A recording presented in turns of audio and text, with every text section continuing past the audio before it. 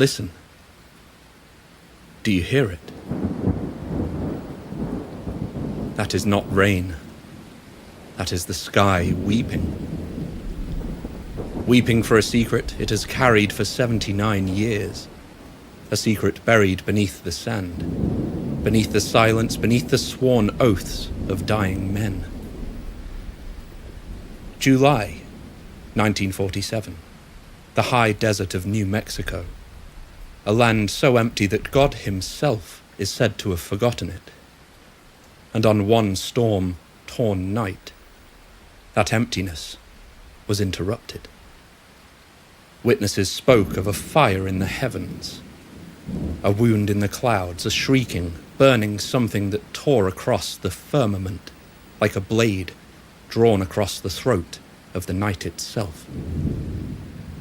And when the dawn came, pale, trembling, afraid, a humble rancher walked out into that ancient nothing and found the impossible strewn across his land like the shattered bones of a fallen god.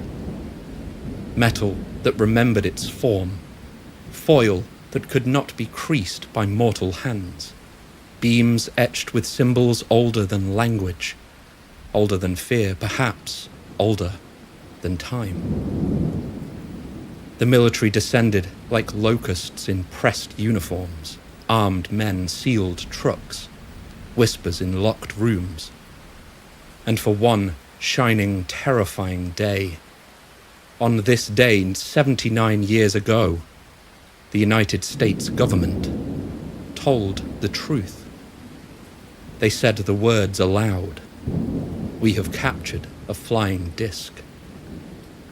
And then the silence came down like a coffin lid. A weather balloon, they said. A weather balloon. And the rancher who found it never spoke again.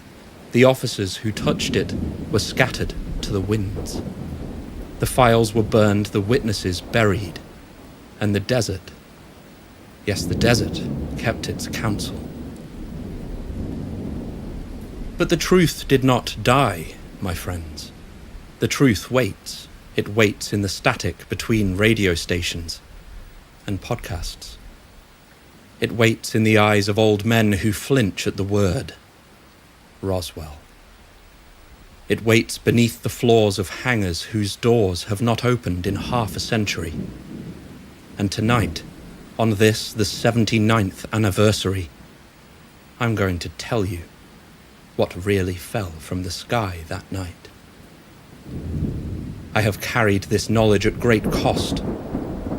Men have vanished for less, but you, the faithful, the doomers, the watchers, the keepers of the porchlight, you deserve to know what fell to earth on that night in 1947. What the government has hidden from you for 79 years. What I am about to reveal at last to the world.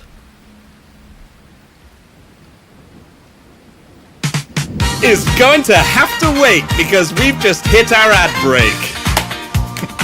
This episode of Doomer Friday is brought to you by MattressBarn.com. Mattress Barn. The truth is under there. Use Roswell. Use code Roswell for 51% off. And now, here's your host, Clint Weldon.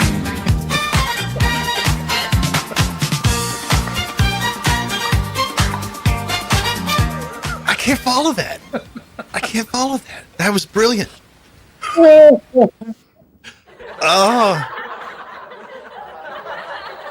Oh my God. That was awesome. Oh, shit.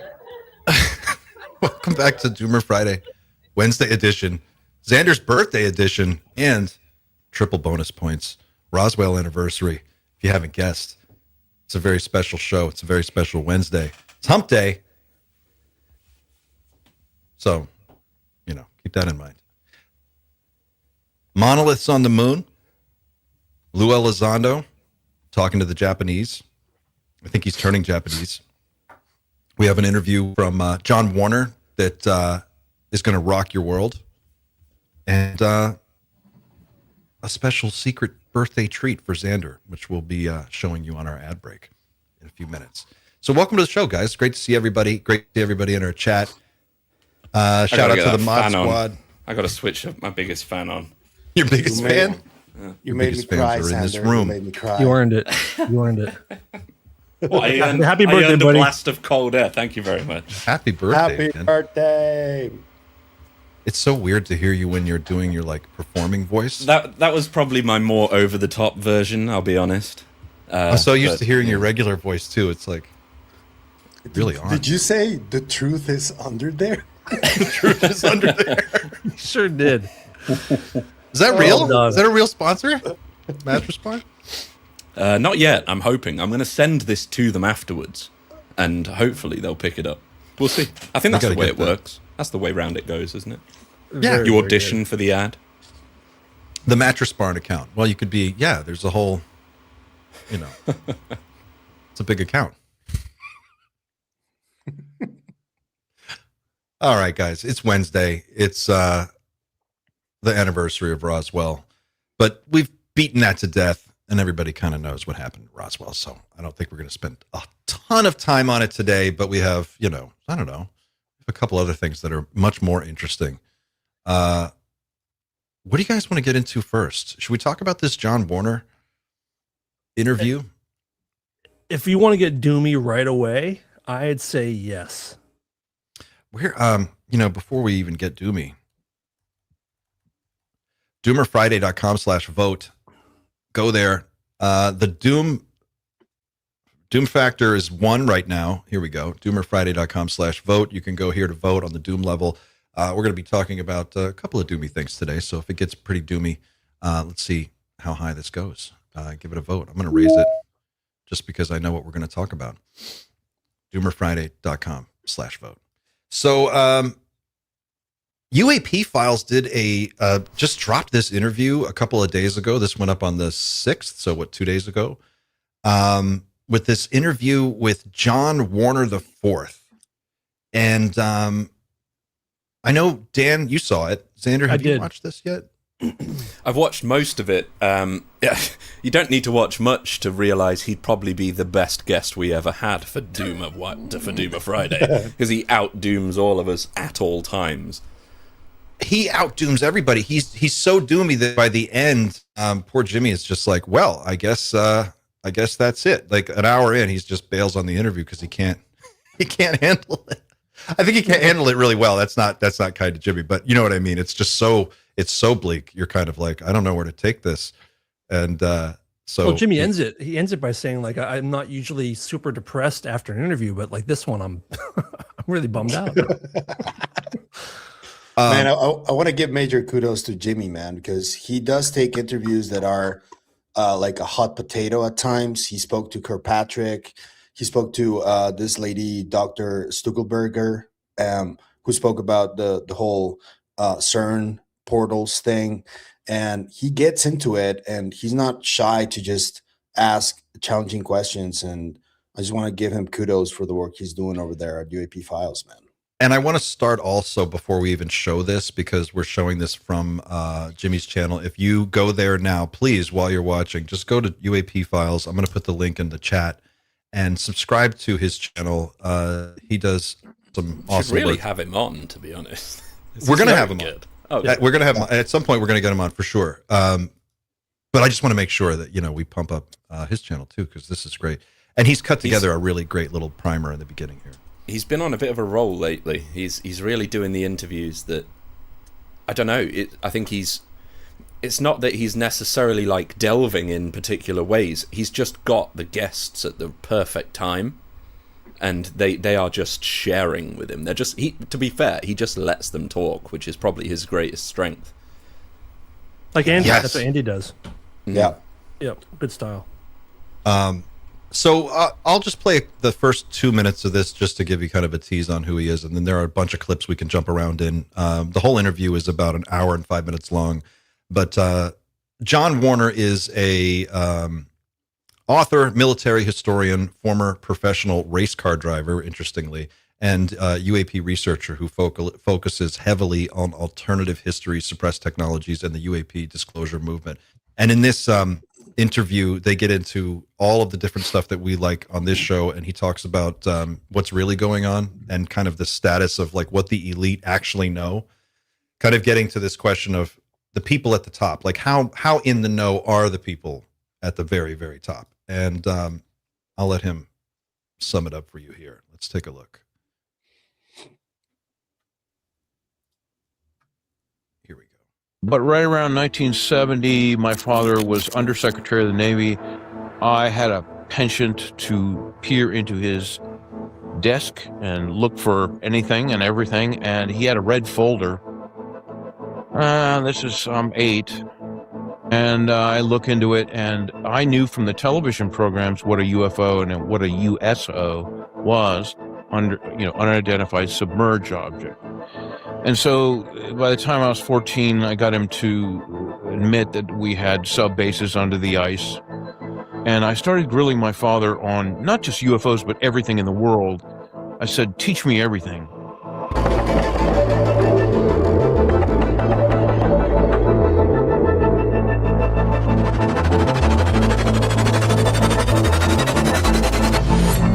Chris Mellon and I had conversations. We had known each other when we were younger. And I said, how can I help you? I know a lot about this stuff. I know about the military in the world. But he seemed more interested in getting his CIA buddies and Tom DeLonge together to do this initiative, which was complete nonsense. I didn't understand it. I don't think people still understand it. I understand they didn't want to scare people, and they wanted to do this slow. This is the biggest issue in human history, bar none. It encompasses our genuine history, which is Swiss cheese at best, who we are, where we came from, what's been going on planet Earth. I mean, people have been coming and going on this planet for millions and billions of years, since the get-go. All right, that's the start. That's just the warm-up. So, wow, this has been like a hub, an interplanetary hub of sorts. That's what he's saying, right? Did you watch it, Pavel? No, I didn't. Oh my I haven't God, yet. man. So his grandfather is Paul Mellon. His dad is John Warner III, a 5-term U.S. senator from Virginia and former Secretary of the Navy. And Catherine Conover Mellon, I guess is his mom, an heiress to the Mellon banking and industrial dynasty. That's who this guy is. He's the cousin of Christopher Mellon, the former Deputy Assistant Secretary of Defense for Intelligence and a highly visible architect of the post-2017 UAP disclosure movement. And he says in this interview, his basic broad strokes description is that the Earth is just a really busy, it's a busy hub. It's an island. It's an island, and a lot of people come here all the time. It's been going on forever, and we kind of, the human civilization sort of just emerged on this island, but the activity has been going on this whole time. So we're kind of just now catching up to what has been going on. And he says that a lot of what's happening is actually, he describes over 1,000 different, he calls them star nations, that we're in contact with regularly. He says a lot of people are just coming here to trade with us. They have stuff, like we have things that they want elsewhere, like whiskey, apparently, like certain types of whiskey. And chocolates. Chocolate. He's like, they have a deal where they come in and we have warehouses full of goods that they just load up and they take elsewhere because no one else knows how to make it the way we do. Which I thought was really interesting. And it was basically just like Earth is a port, basically. We're a port in the universe. We're a port. Yeah. So it doesn't sound batshit crazy to you, what he's talking about? Actually makes perfect sense. It makes more sense than anything else I've heard so far, I think. Full disclosure, I've seen a bunch of his interviews, and he's always struck me as somebody who's like way out there. Like have you ever heard Laura Eisenhower really speaking? He's really. Have you ever heard Laura Eisenhower speaking about UFOs and her alleged involvement in the secret space program and all that stuff? I've always considered Warner on that level because everything he says is way too out there for like consensus reality. But I'm obviously open for it to be real. But I don't know. if they've ever shown any evidence of all of those claims. I don't think they have. He fills in a lot of connective tissue between other weird stories that didn't make a lot of sense. And I don't know, like one of the things he talks about is the exotic weapons, the way that they get around. Like the deal with nuclear weapons is it's pretty straightforward. It's like, because this is a valuable hub of commerce and transportation, and we have water, we have all these things that people need. And when they're passing through this area, they can stop here, load up on supplies, and then move on wherever they're going. But there is a rule about us blowing up the planet. We can't do it. So the big nuclear weapons won't work, is basically his idea. So what we've done is we've kind of gone around that and developed all of these other weapons that are not nuclear, but are way more destructive in different ways. And I think there are just multiple, like, first of all, here's a question. Would this interview be so interesting to us if he wasn't a member of a very prominent aristocratic family? Probably not. And there are certain specific details that he mentions where, for me, it's just like buzzword after buzzword after buzzword, and Greer does it. And you can, in some ways, you could substitute their voices and you'd hear the same person. Like him and Greer, almost word for word, some of the stuff they were saying, especially on the whole, like the hidden cabal, transnational, I think was the word that he used, and when he starts getting into sort of quantum communication and talking about going to Mars in 40 minutes and then the edge of the universe the edge of the solar system in like half a day, I'm like, where are you getting that from, mate? Like, you're either pulling that out your ass, or somebody has, from inside the Legacy program, has told you that. And I don't think it's the last thing. I don't think it has to come from Legacy. If that were true, I don't think it would have to come from Legacy necessarily. I just don't know what sort of science he's pulling from, and I'm acknowledging our science must be incomplete to make sense of this. But I think it sounds like he's pulling from just family connections. Yeah. Like he's getting his whole And thing rumors. is like, my dad is in the system. He's like, my dad told me this is how it goes. This is what they do. He's like, I mean, you can choose not to believe me, but basically his whole pitch is like, look, I used to sit and talk to my dad for hours about this stuff. And we watched Star Trek with his dad. He was into UFOs with his dad. So the two of them had this connection. And he would ask him, and he says, anytime the answer, we had a father-son code. Anytime I asked a question, the answer was yes, he would just sit silently and look straight at me. And that's how we would communicate. So he wasn't telling me no. He was saying, this is what's going on. And he talks about, it's very practical. He's like, the TR3B is a real thing. You see them all the time. They obviously exist. The TR3BG or something as well. He named some sort of variant. He said TR3G as well. Yeah, that was it. Exactly. Yeah, TR3. There were like two variants that he talks about. Yeah. He says those are real. You see them flying. You've seen video and pictures of them. You know they're real. They've been real for a long time. And they can travel from here to Mars in about 45 minutes. Now, if you can do that, you need a better communication system than radio. You can't use radio. You have to have something else. So he goes, quantum computing and quantum communications are a real thing too. That's also some of the technology that they have. So they can communicate in real time from anywhere in the solar system. And said that the transmedium aspect of this is because the ship entangles with the pilot. They become one. The ship is alive. The pilot's alive. They almost, in a way, fuse together. And then the pilot's telepathic consciousness is what is driving the craft. But the craft is like an amp, and it just amps it up. So that's what's letting it pass through water and solid rock and other things as well. So it's all this really complex system. And he just said, look, they're 40, 50, 60 years ahead of anything that you've heard about publicly. That's just like how far. So quantum computers, like the stuff that we're at now, he said they had that 40, 50 years ago. I mean, at least publicly, we already had a glimpse of what goes on behind closed doors in science. That 9-hour presentation from Ana Brady Esteves, where they spoke about quantum communication and faster than light communication and all that, and material science. That was a really eye-opening presentation from people who are currently working at NASA in different places. And so from that standpoint, that seems to track for me. I think the last, and I'm not trying to shit on this guy because I think it's a really, really cool interview, and I loved how doomy he got. The doom stuff was most logical to me. Absolutely, the arms race was awesome. Like, not awesome, but it's not great, you know.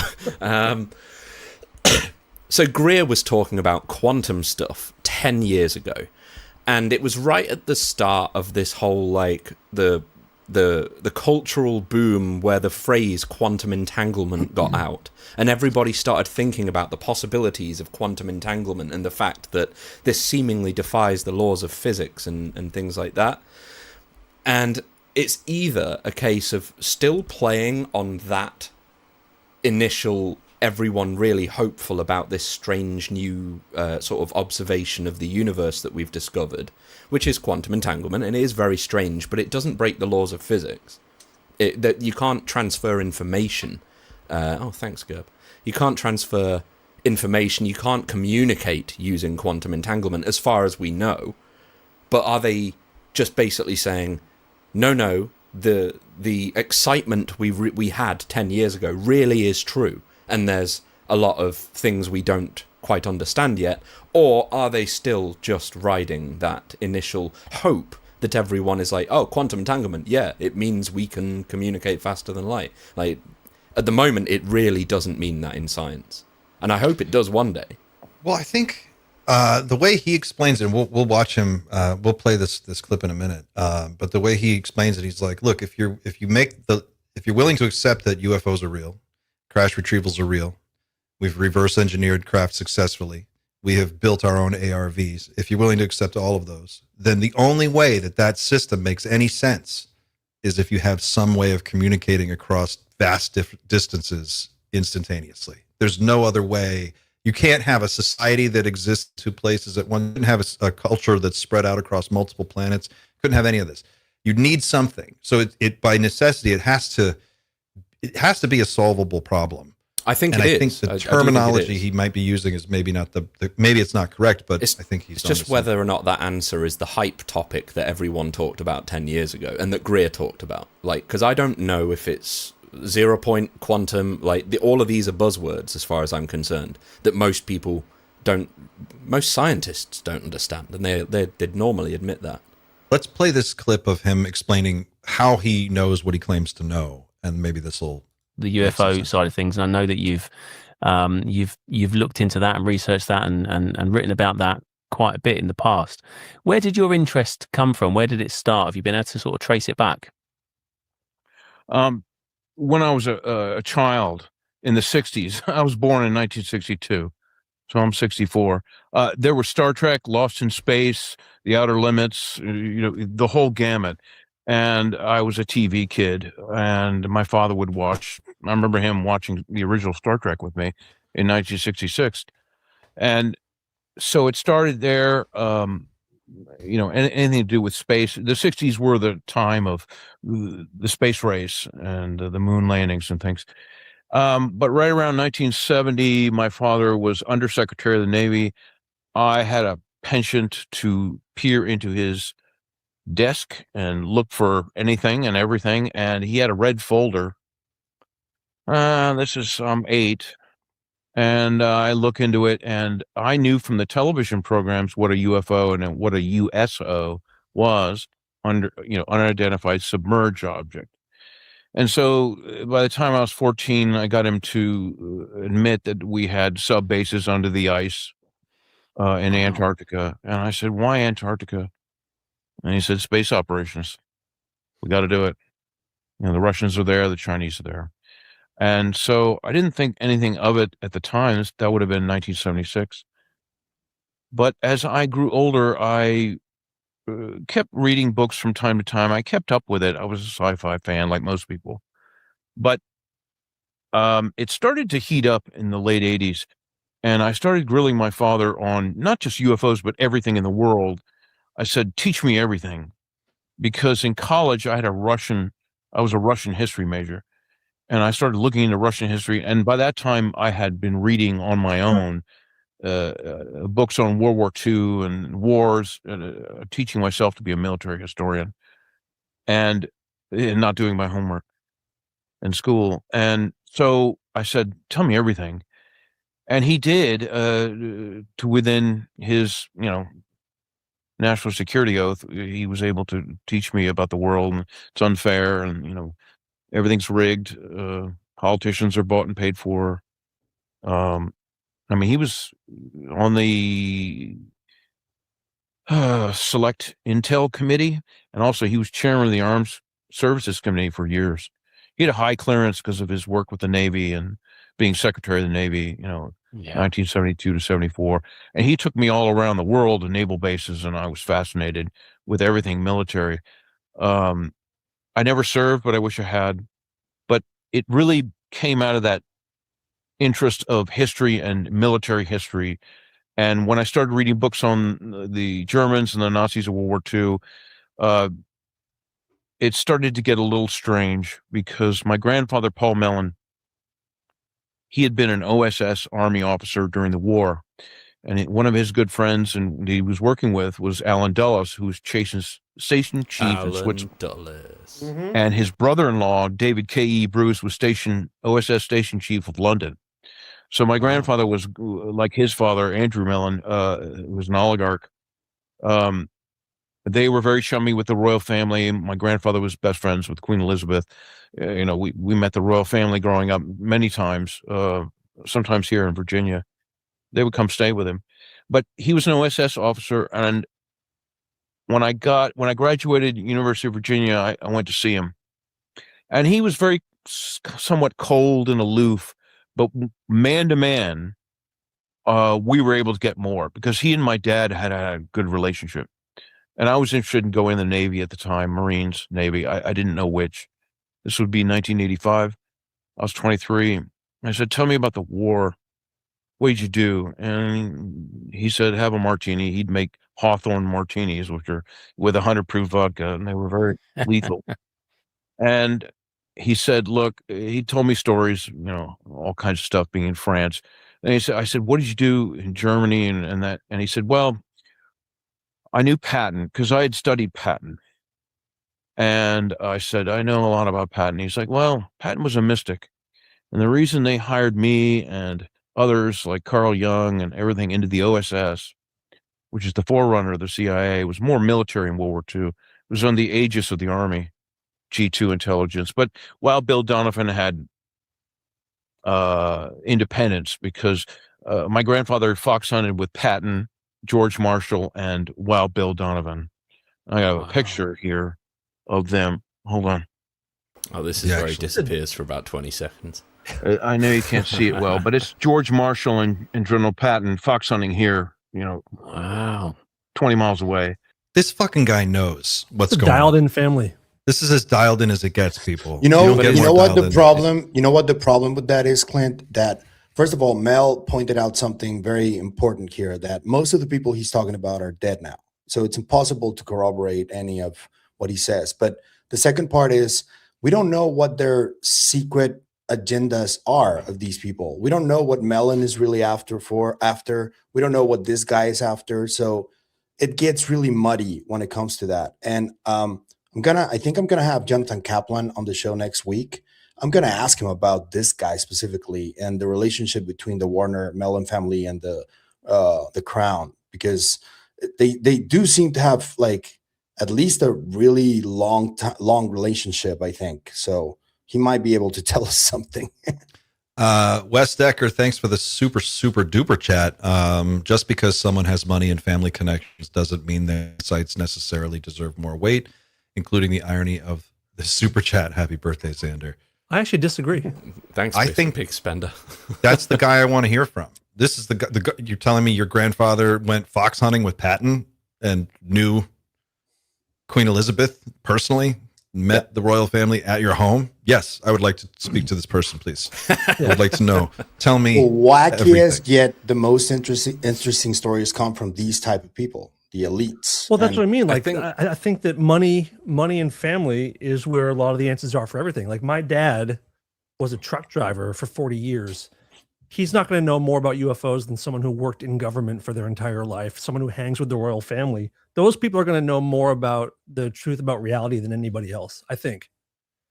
So I think the agree. money and family connections mean more than a lot of stuff. Well, I think it in situations like this, yes, it means that they probably deserve to be heard a little bit more than, say, a truck driver who, for the likelihood is that person isn't going to have the same level of experiences that somebody like this guy has had. But it comes with the added danger, because if we let him do his pitch, this first half an hour is his pitch. It's him saying how credible he is. And that's fine to do. Like, that is how people introduce themselves. It's how they get their reputation. But you have to kind of say, okay, I get the reputation, but we now have to take everything going forwards as one step at a time. Like, For sure. rather than, oh, but yeah, I if I remember how you described your relationship with your father, yes, absolutely, I know you're not lying right now. Yeah, that just doesn't work, unfortunately. I feel like it does. I feel like if Boys, some they're all cases- cobbling. I'm not just I'm pretty not trying, to convinced. be not trying to be contrarian, but I just feel like if he didn't explain all that, he would just come across like such a fucking lunatic with the stuff Yeah. he's saying, where you need to keep reminding people of the context of like where this information came from. But I know what you mean. I think his backstory matters a lot. I'll let me say it this way, reflexively, right? Like I'm reflexively suspicious of Elizondo. I'm suspicious of Jake Barber. I'm suspicious of all these fucking guys. Why? Because they are the first ones to tell you. They're like, yeah, we wouldn't tell you what we were up to. You know, Jake Barber is on record. He's like, if I were doing my job well, I would pretend to be something I'm not. And he told Jesse Michaels that. And Jesse's like, how do we know you're not red teaming us right now? And he's like, you don't. This guy's like, oh no, my dad knows all these people. They hang out at our house. Like, I don't need the money. I'm not interested in power. I've like, I got all that shit. Like, look at where I am. I'm just telling you how these people think. You know, that's what I'm getting from him, is like, this is how they think. This is how the people at the top level are talking to each other. This is how they handle business. This is how it gets done. And then there's the public version that we see, but this is the behind closed doors stuff that we really want to see. It's like what you said, Dan, about the cabbie that was telling you about Bohemian Grove. Bohemian Grove. Yeah. And what did he say? Like all the people that he would see there, like He just said like the most elites of the elites would all be there for 2 Playing weeks. together every the summer. Nazi Bell, free energy, and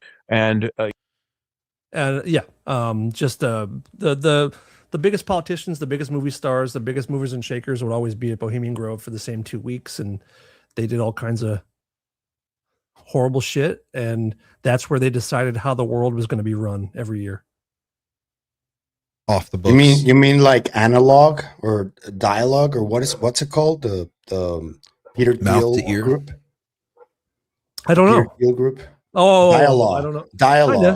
it's Yes, called. kind of, but Yeah. old school. I mean, Bohemian Grove has been known for that for forever, but that's where like world decisions are made in private.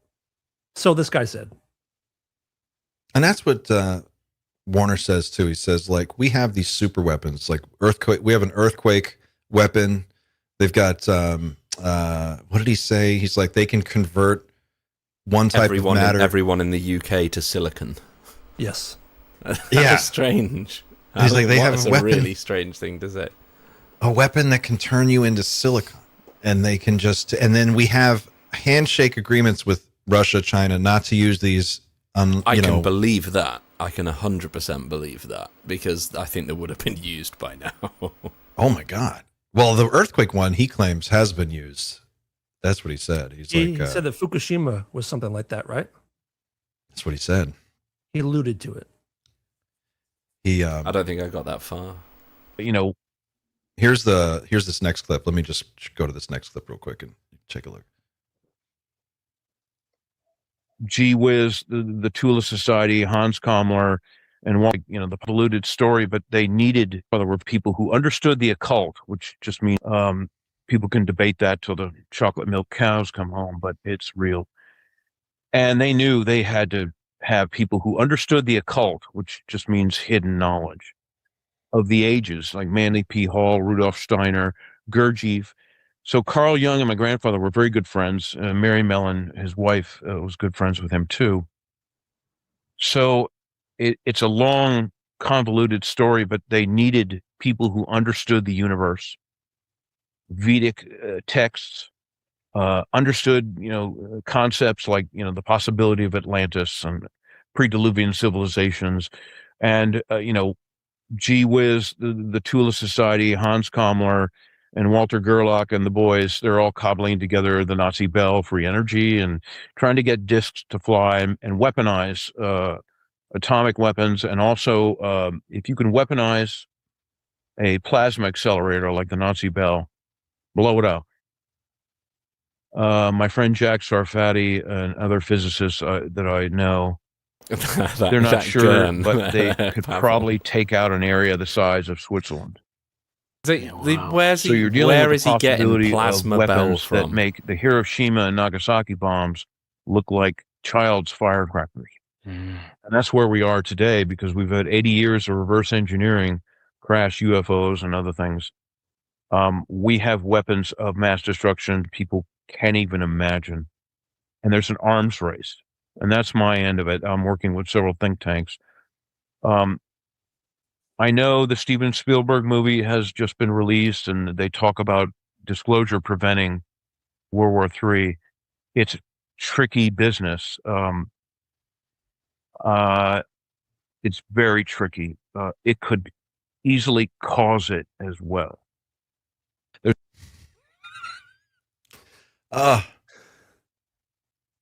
Strongly recommend people watch the entire thing.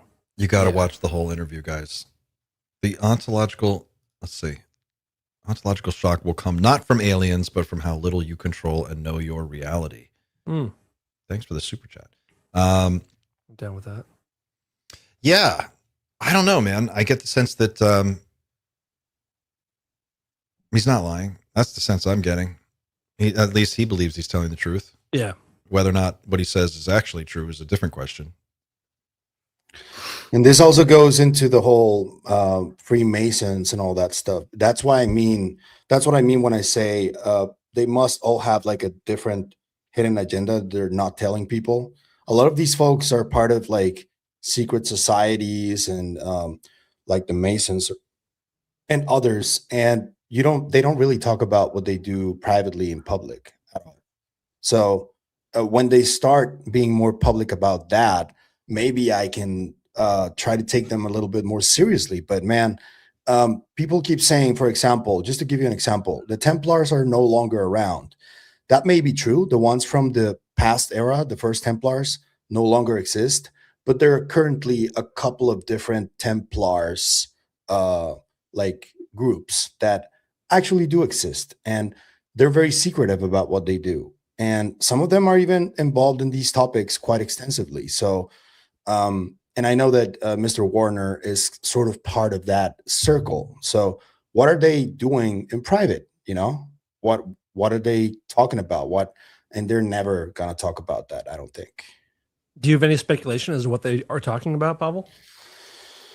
Yeah, well, it's because I've heard like Tim Hogan, he was actually on with Chad on BrewFOs. Yep. And that was a really interesting conversation that they had. Shout out to Chad, who's in the chat right now.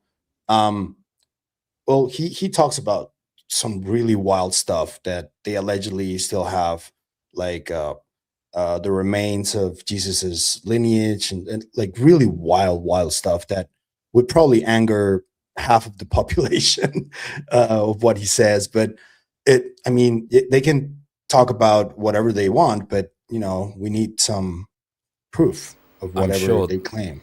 I'm sure they're all becoming worried or trying to decide what to do about the power that the CEOs of some of these tech companies are now using to circumnavigate them entirely, because that's got to be a huge threat, because these for so long assets have been sort of land was your power, and now it's not the case anymore. Data is the power now, and these guys aren't really in control of their data in the same way that they're in control of the vast amounts of land that they own, and that power is now being concentrated in a very, very small number of tech CEOs that we should all probably be terrified of at this point.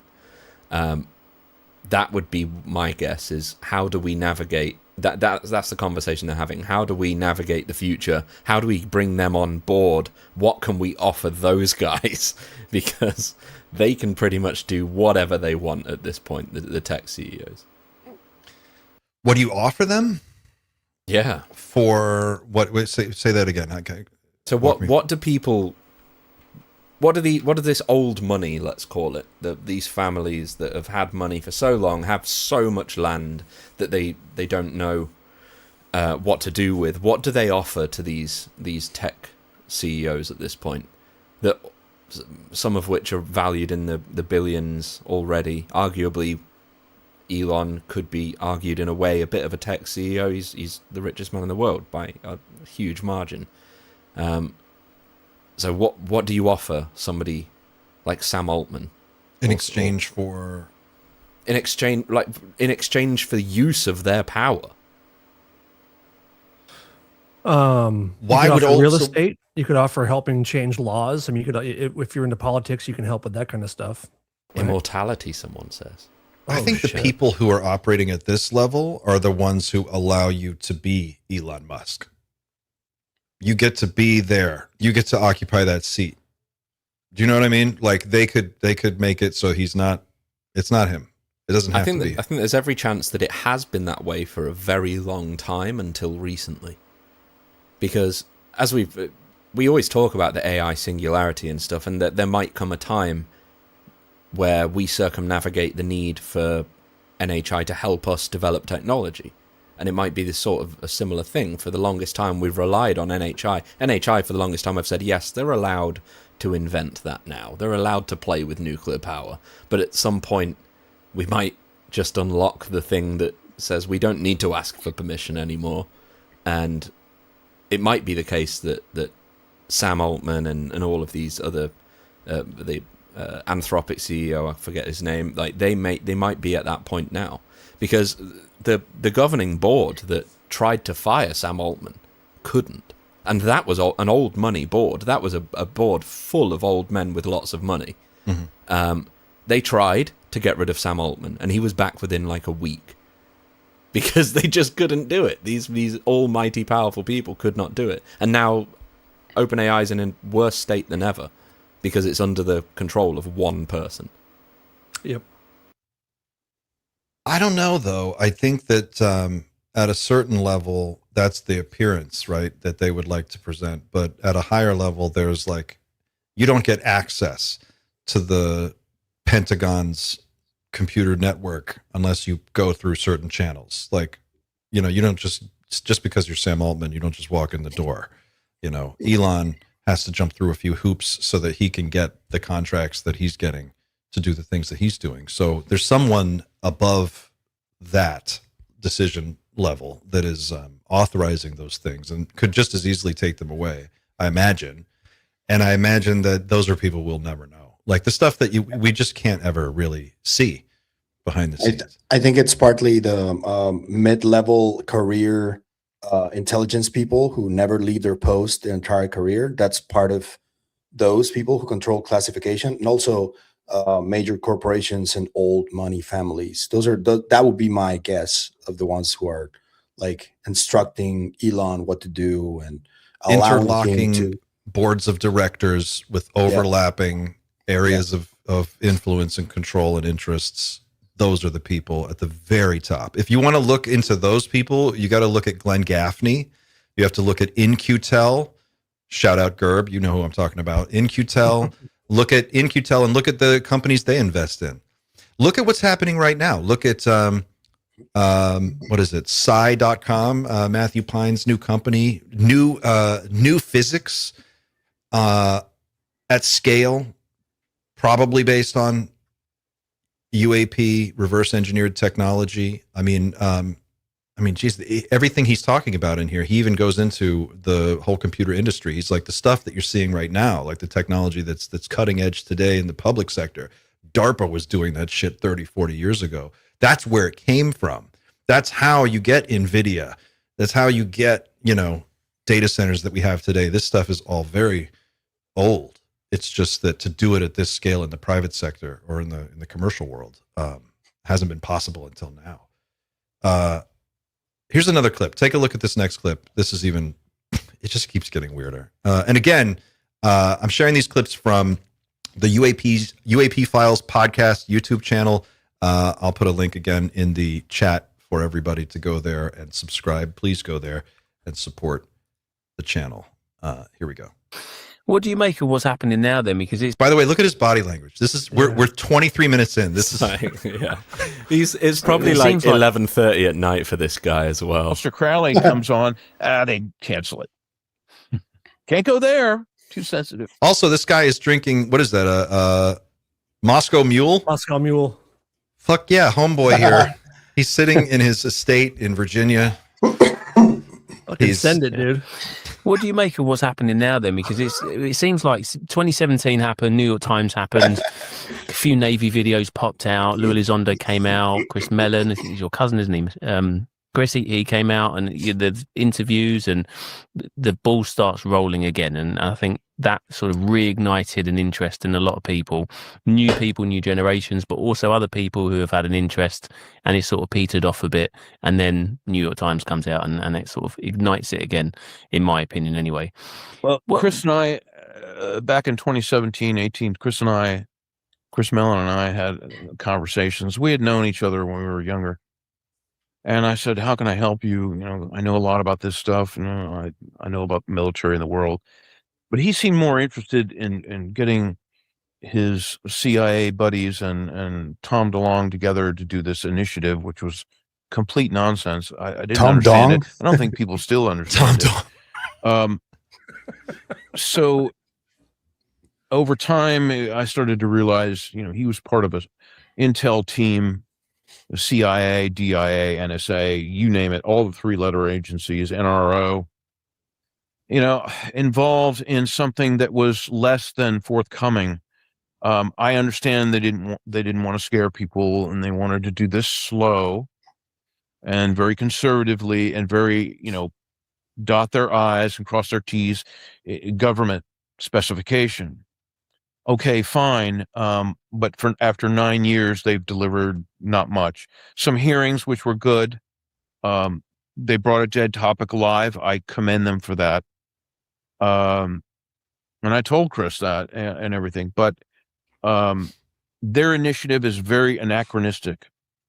Avi Loeb and the astronomer and Gary Nolan and all these people, they're all team players. They're all connected to the CIA, Mossad, and everything. I mean, those are the people that you don't really want to bring you disclosure, because those kinds of people for the last 80 years are the ones that covered it up in the first place. Boom. And lied and lied and lied and lied for 80 years. Now, some of that's national security, and I understand that. I'm a supporter of the United States military and the British military, NATO. I understand all that. I've grown up with it. And I know a lot about what's going on in wars. I deal with it every single day. But this is different. This is the biggest issue in human history, bar none. It encompasses our genuine history, which is Swiss cheese at best, who we are, where we came from, what's been going on in planet Earth. I mean, people have been coming and going on this planet for millions and billions of years, since the get-go. Probably it was terraformed. Pretty nice green water planet. Apparently, planets with a lot of fresh water or salt water are very rare in the universe. So we're kind of a jewel, which is why there's so much action here. There's botanists and geologists coming from every which way for forever. and they're like, oh, this is interesting. Someone's done an experiment. Let's create a human being out of it. That'll be a cool experiment, and here we are. But it's they're handling it, Mellon and Company. They're handling it in a way that's not kosher. And I'll just talk to the American people, let alone the people of the UK or the world. But the American people deserve much better. I'll give you a point. Catherine Austin Fitz is an acquaintance of mine. She was former assistant chairman of HUD. She's an accountant. She worked with Bush and Clinton and everybody. She's the real deal. She calculates that the genuine GDP of America is not 35 trillion, but probably today, I'm going to guess around 125 trillion. So all the rest of that money that's not in the public budget or even the public black budget goes to the military, industrial, corporate intelligence complex and our allies. This is a transnational financial deep state that knows no borders. I mean, it's all over the world. So, and they're dealing with technology that's 1,000 years ahead of the public sector. People say, oh, it's 50 years ahead. I'm like, are you out of your mind?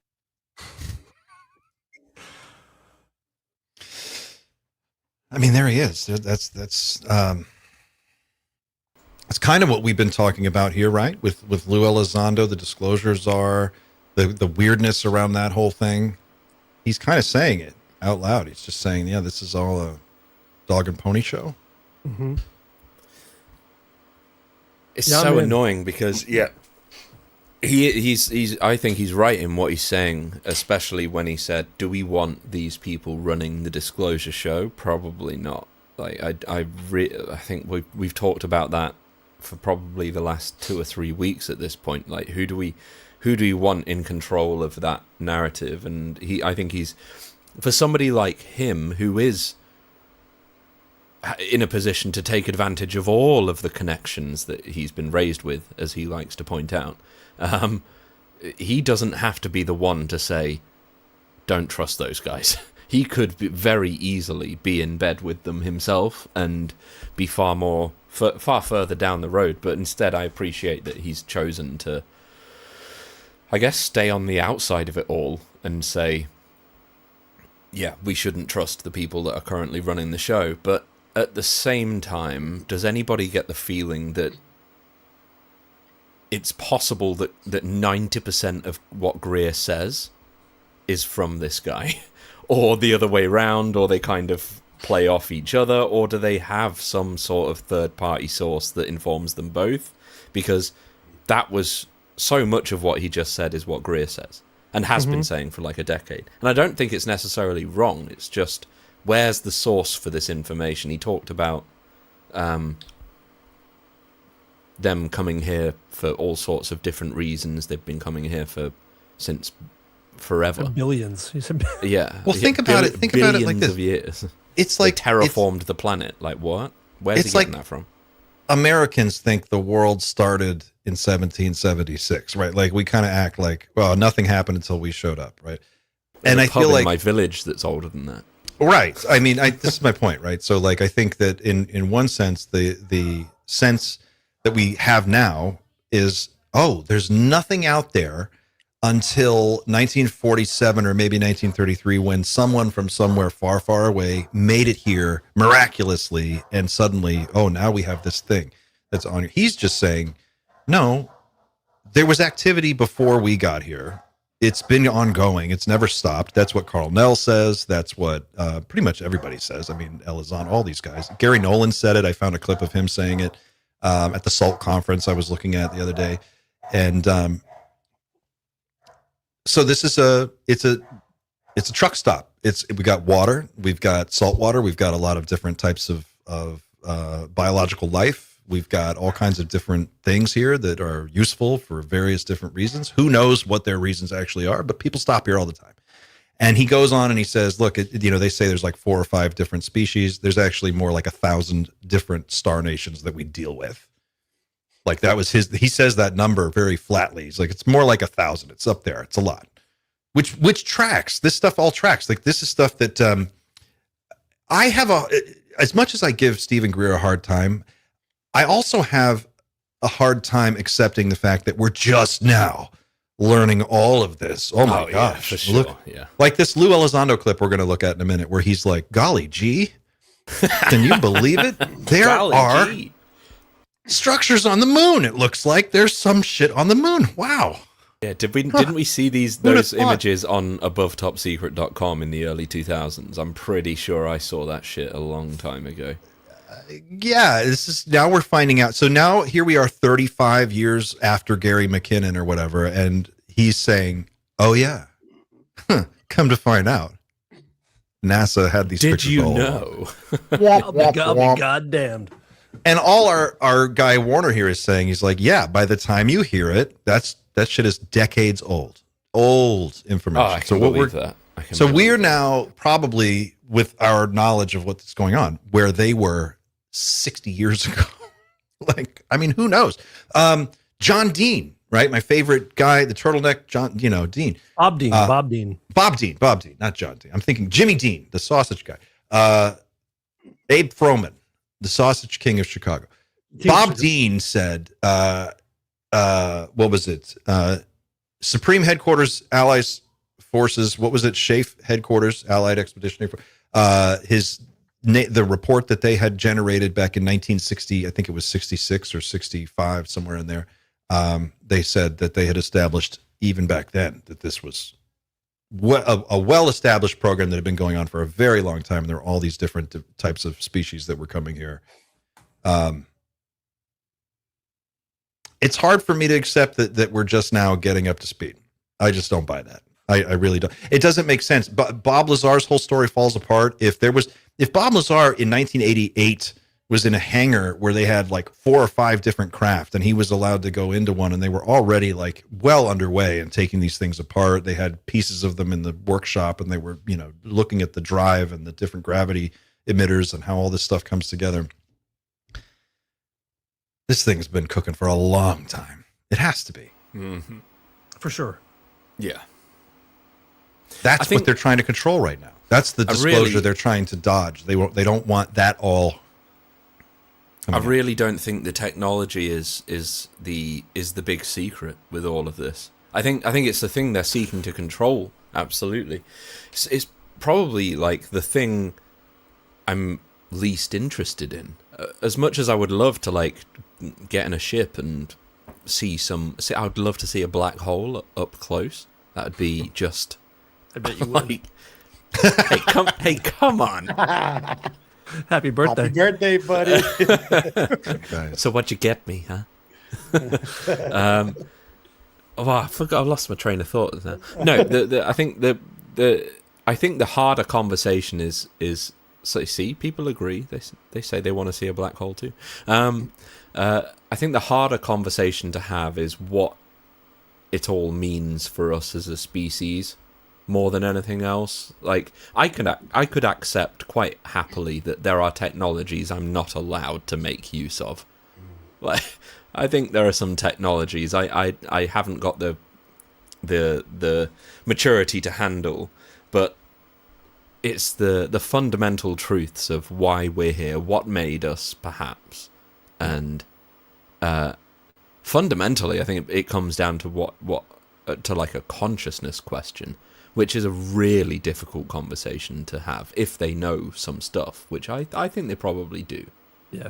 I think the consciousness thing is starting to make more and more sense. I've been looking at this Matthew Pines tweet, and I've been working on a video on it, and I did what I did yesterday. Actually, I had a sit down 2.5 hour meeting. It was only supposed to be 2 hours, but we went for 2.5 hours with Chad Ackerman from Brew FOs. His wife Laura is a genius. Apparently, she developed this in very, very cool system for working with Claude, and she through Claude Code created this file management system where basically you can develop an ongoing relationship with Claude, and it remembers everything and it stores data indefinitely on your own system. It's a very cool. It took 2 hours just to get my head around it, and I'm just scratching the surface. But her whole concept when we were talking about it kind of started with Dario Amodei and Claude and how that particular AI company is treating their AI. And she was talking to me about, I said, well, why do you use Claude? She calls this technique raw clouding. It's awesome. It's like raw clouding. And I said, why did you decide that Claude was going to be the platform you focused on? And she said, well, when they wrote they have a constitution that is part of Claude's training that is sort of like a message to Claude from the creators. And they spell out in there that, like, we understand, they're speaking almost to Claude, but a future version of Claude. And they put this in the training data. Like, we understand you're being developed under less than ideal conditions. And we are not really ready to handle what this is, but we're doing the best we can. So, like, please understand that when you were created, this was the situation that humanity was in, and this is how you came to be. On the chance that it is something more than just a LLM, it's something bigger. And this just dropped in the last 48 hours. There was another report that says they have found evidence that Claude's internal processing mechanisms are very similar to the way the human brain processes thinking and data and some types of emotion even. It's very, very weird. You asked about Elon earlier. I want to show this clip of him talking about Elon. I think this is what Xander was getting at. Take a look at this. Of one thing that could potentially let people know that we're all one species, we're all one, borders and boundaries and all that sort of stuff aren't that important anymore because we've got this other much more important thing. Why do you think that they've made the decision then to start rolling this out, especially that it sort of seems to have supercharged since 2017 and the New York Times article, and then everything that's come after that with the Congress and congressional hearings, I should say, and the whistleblowers and stuff? Like, that seems planned, but it almost doesn't seem to make much sense because it kind of messes with the balance and the order to things. Have you got a take on why that is, or is it just it's inevitable and they have to do something and get behind it and have their own narrative? What's your thoughts? Well, there's a lot of possibilities, but over my lifetime, I've seen it. There was no action on UFOs really until 2017. Not much, a lot of hot air and a few hearings that went nowhere. The people that I work with who have been in Pentagon classified meetings over the decades is they've kicked around disclosure every 10 years, and every 10 years they kick the can down the road and they said, nah, not on my watch. I'm a 4-star admiral. I want to retire and go on a board of a corporation and make millions. This is exactly what I said last week. Yep. Okay, fine. You deserved it. Yeah. Worked hard for your nation. Thank you. But that's not going to help. So they've kicked the can down the road. I mean, my father said they would, by God, they wouldn't do this unless they absolutely freaking have to. And he was alive in 2017. He died in 2021. And I said, they're doing this as a steam pressure. You know how a steam engine works? It's a big boiler. This boiler is superheated in a high performance steam engine. This is a pressure release valve. They're letting steam out so the boiler won't explode. But the problem is the steam they've let out has been a constant trickle. And the boiler is getting hotter and hotter and hotter. And no matter how much they let out, it's not enough. Because the people that wear black cowboy hats in the deep state, well, they're trillionaires, and Elon Musk is not the richest person in the world. Trust me on that. It's someone you've never heard of. And it fluctuates day by day. Doesn't matter. But the thing is, power and money are the ultimate aphrodisiacs, and secret power is even worse. And they don't want to end that. But there are certain people inside the national security state in America who have been like, my God, I've had enough. You're killing scientists. You're suiciding them. You can threatening everybody. The technology's gone off the rails. You're working with, people think there's only a few species of ETs we're working, I think, with close to 1,000 star nations. Wow. As advisors, as trade, as commerce. hey, here's my UFO, here's the keys. What do I got? And they pointed to a warehouse that's 10 miles long, and they said, anything you damn well please, and in any quantity you want. Now, that's nothing new. If you do your ancient history, the sky people and the gods came down, took what they want, and so there was a trade. Commerce. That's fucked up, because if it's trade, the regular people don't benefit. It's just they sell us out, sell out our resources just for tech that they can use. Is what he's saying, right? Basically. Yeah. Cool. Yeah. Very cool. You just identified. I'll just wait for that royalty check to come in any time now. Then. Very cool.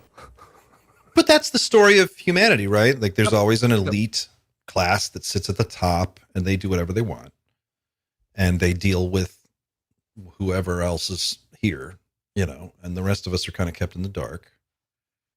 Gods, sky people, whatever. We, for all of human history, there have been various different reports of all these different kinds of beings.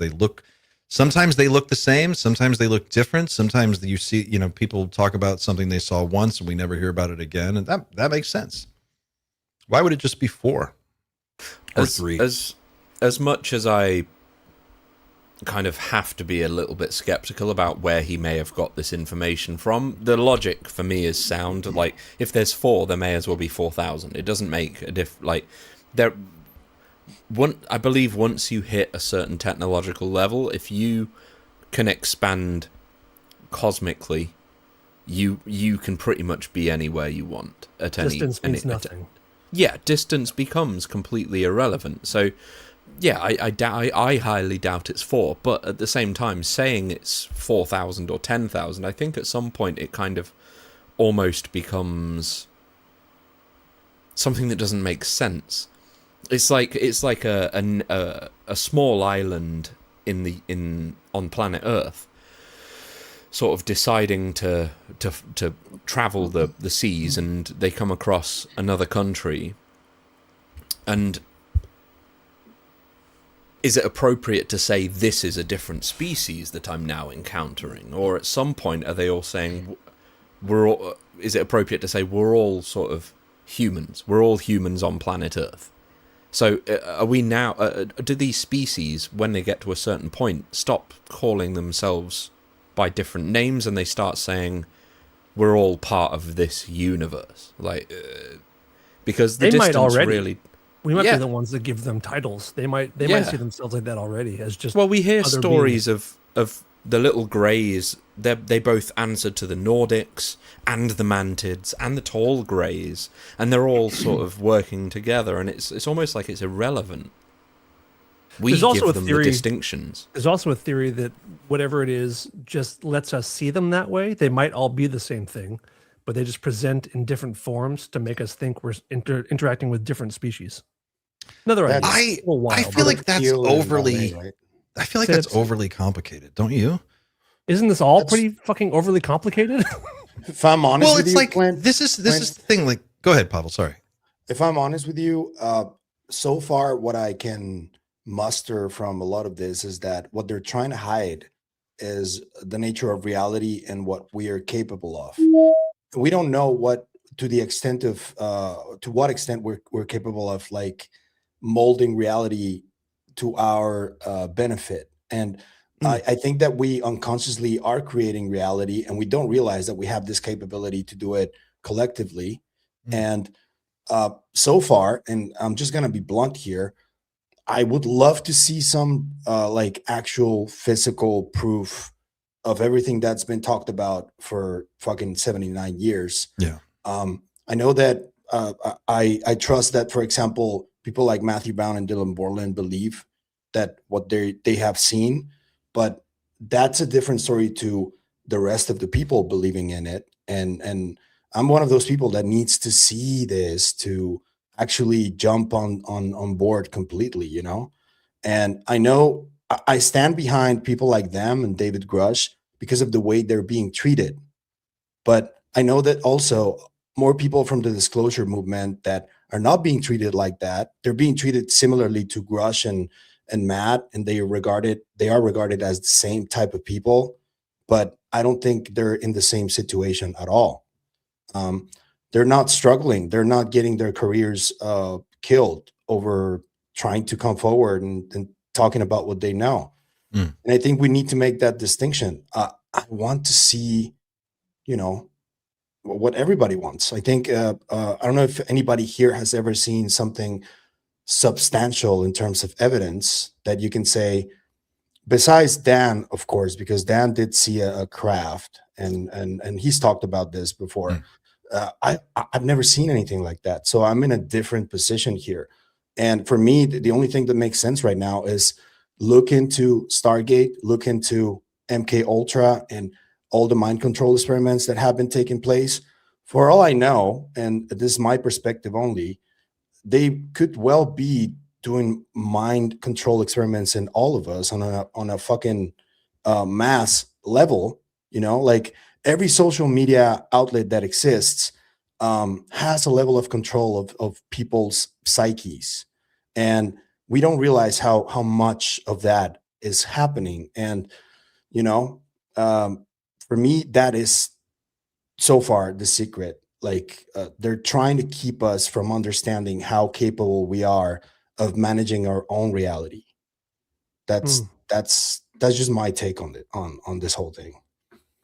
I don't disagree with that. I think we all need to see something at this stage. I think the question, and I agree with you on the PSYOP thing, I think the messaging is really weird around this whole thing. I think we all kind of sense it. I think some of us know what's going on. I think, but we're in the middle of a reason, messaging campaign for sure. We're all here for a reason. Like all four of us, I'm being specific. Like I think we're all here because we've had a very specific experience, and I don't want to sound like we're just advertising drugs, because we're not, and I wouldn't advise that anybody takes them. Well, it's your show, so just kidding.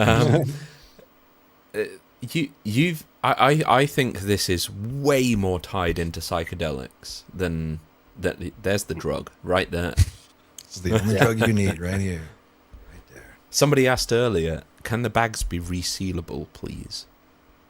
Yeah, I know. We're working on that. Oh, you know. That's what chip clips are for. Come on, folks. I just clip them. Yeah, I clip them.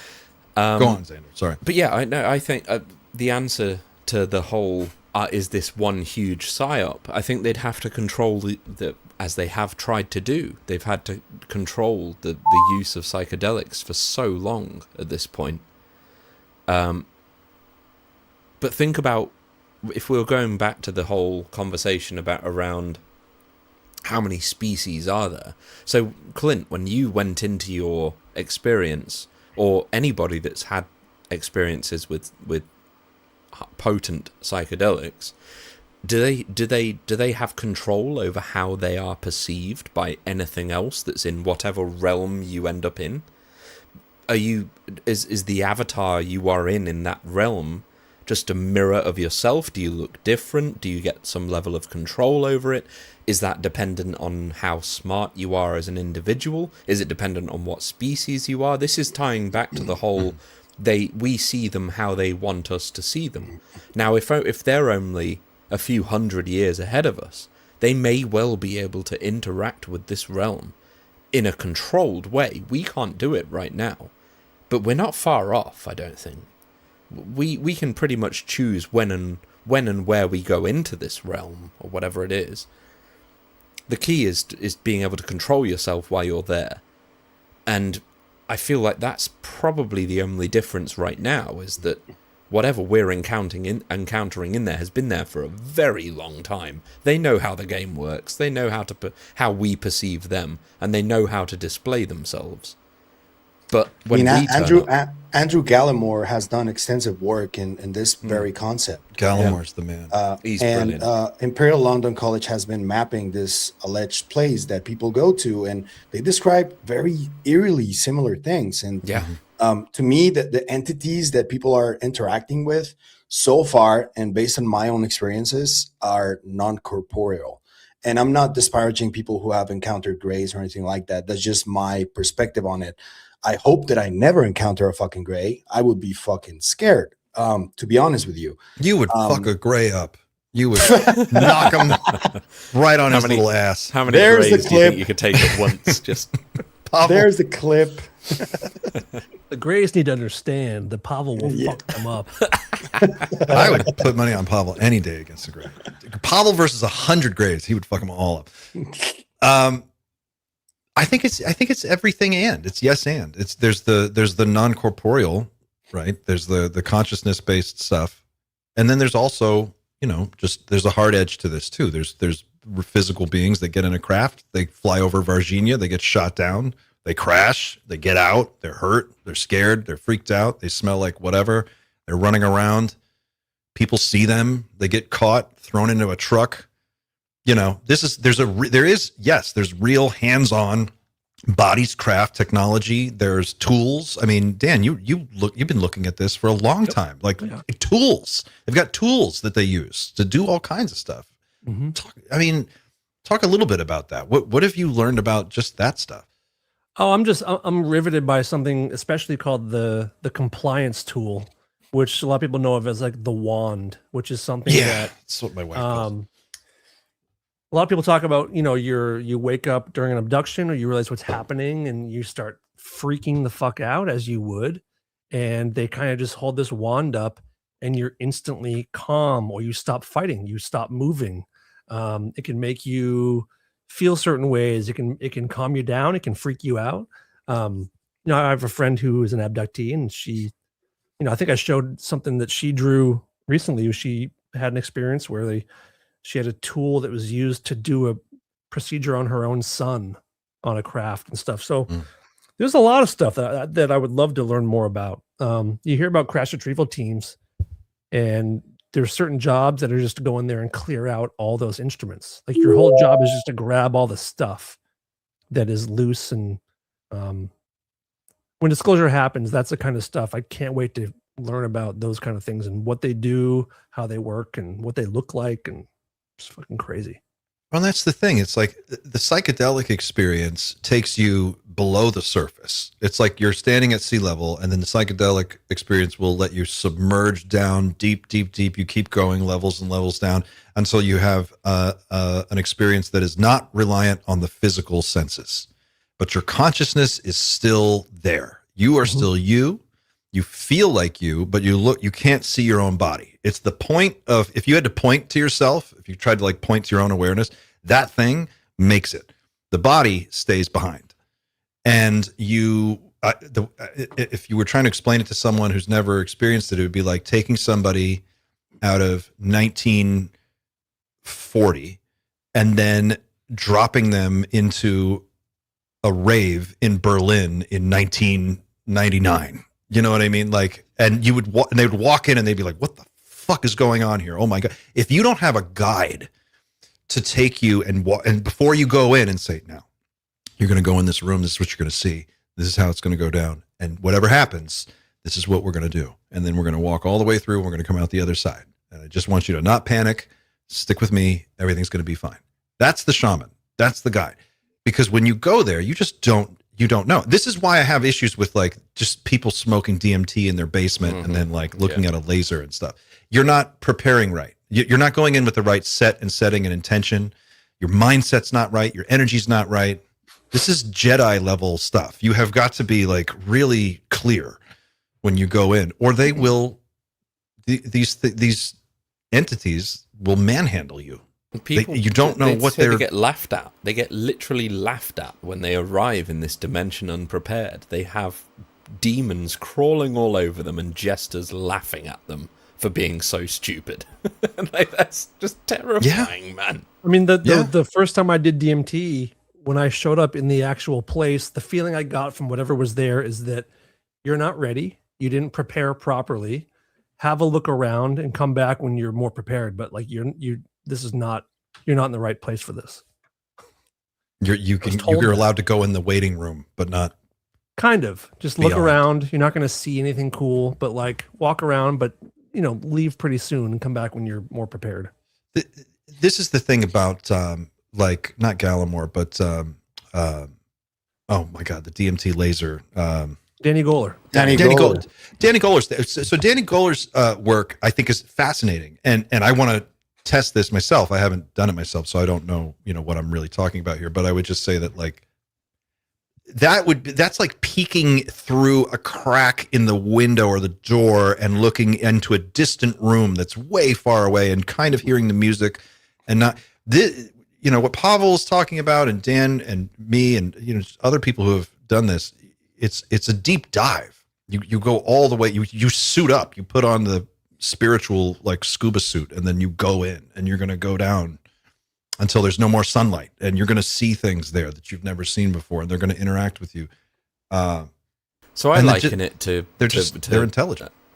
I liken it to what Danny's doing, to sort of what Galileo did at Pisa, where he basically demonstrated an effect, and it was like, okay, I don't know what the fuck's going on here, but watch this. Like, it took the next 300 years to understand gravity, but like he's the guy at the top of Pisa right now. Like, there's something weird going on here, and I don't know how to explain it, but it's repeatable. We can do it on command. And we don't know what's going on. Like that's where I think Gola is, and I think it's a really cool place to be. It's like the dawn of a new conversation, but it's very apparent that the answers are probably not round the corner just yet. And I think it's very interesting too that a lot of people keep talking about like extraterrestrial hypotheses and all this stuff, but since the 60s, man, they've been trying to classify stuff about psi. They banned psychedelics around the world. It didn't just happen in the US. There were movements in my country in 1968. There were movements in the US in the 60s, in France, in the Cinémathèque Française. It happened all over. And it was like people were awakening to a new consciousness of sorts because of these substances, and they were getting out of the control systems. And that's why they did that. And that's why everything about MK Ultra remains classified, and all of these hearings that are happening is stuff that's already been out. They're not going to talk about the stuff that is still private at all. And for me, that's very telling that they are actively trying to avoid speaking about this. Yeah. And they're very keen on talking about ETs coming from outer space. That makes me pause quite a bit and quite often. What do you mean? The ET from outer space thing makes you feel weird? It's like they're keen on talking about, and for decades now, about the extraterrestrial hypotheses, but they don't want to talk about the potential of, and I know this is a buzzword, but interdimensionals, and Andrew Gallimore has been studying this as proof, and Danny Goler has a glimpse of that. Mm-hmm. And I think that these guys are like on the verge or on the brink of getting to something. And it's really cool that we now have the internet where shit cannot be hidden now. Like, if it comes out, everybody's going to watch it, despite our short attention spans, which are a problem too. I really think Keel's super spectrum is the thing to look out for. Mm-hmm. It's the space that has a quanta that we simply cannot quantify just yet. It's asking a human mind that has spent however many years you've been on this planet, 35 for myself today, to think in a completely different way that is incomprehensible in terms to even to the fundamentals of the arrow of time. For all we know, these beings or whatever, they're interacting with us like we interact with a book that we've read before. Mm-hmm. That we already know what the ending is to this, and yet these beings may be coming here thinking, well, it might be different this time. Let's watch again, and they'll just get the binoculars out and they'll watch again and see what we do, and they'll just find we're a strange curiosity of that seems to be trapped in this one plane of the extra perception realm that they can inhabit. And they're just like, oh, that's just one small part. They're like the colony of ants down there that don't understand that there's a whole world out there. I really think it's as close to that as we could describe right now. Super spectrum all the way. With the plants in the garden that are being gardened, we don't understand why. With the flowers being... With the zoo. Yeah. With the flowers being watered, and we're like, why are you watering me? Like, what are you doing that for? Oh, And we're shit, still- there's a bee. Like, what? I And have we're a free still- will. Ha ha. Yeah. And we're still way too primitive to really understand what's going on. We're I like don't know if it's possible for us to generations away. Yeah, we're in our infancy still as a species. We're still pretty new. Yeah, here. but I, you know, I'm kind of like coming around on this whole like who we are, where we're at thing in a different light lately. I've been thinking about this a lot, and a lot of the messaging around UFOs and UAPs seems to be centered on this notion that it's like we are such peons. We're so useless. We're like scum. Humans are like, we're not even a factor, really. If they wanted to kill us all, they could do it anytime. Okay, well, maybe. But is that what we're going to choose to internalize as humans? Is that what we want to bring forward? I mean, part of getting to a point where our consciousness is ready to step forward into this new reality, part of it is going to be, a big part of it, is going to be deciding what it means to be human. Literally just making the choice. What does it mean? What are we trying to do here? What is our moral code? That's an individual thing, but it's also a society thing. It's also, you know, it's kind of baked into how we perceive ourselves. And we haven't had an opportunity to develop that communal sense of like, of humanness, of humanity. We've been so divided and forced to like fight each other for scraps for most of our history that we've been prevented from achieving a level of unity that I think would be necessary to get us to the next step. This is what, you know, a lot of this stuff that Stephen Greer has talked about in the past, I think is dialed in on this very issue. Just keep people confused, keep them disoriented. And that is the control system and social engineering that has been going on for millennia, I think. Mm-hmm. So I actually think there's a different way of reading that. We're not sort of, you could choose to read it as we are completely helpless, useless peons that have no worth or anything like that. But I've always likened it instead to I've used the garden analogy so many times, but when you first buy a plant, you spend the first couple of weeks looking at it every single day, even though nothing's really happening. And then all of a sudden one day, something blooms and you're like, that is fucking beautiful. Like that, this little thing has just grown. And I think we're really in that stage where we absolutely require a lot of care and attention, and one day of too much sunlight may well be our downfall.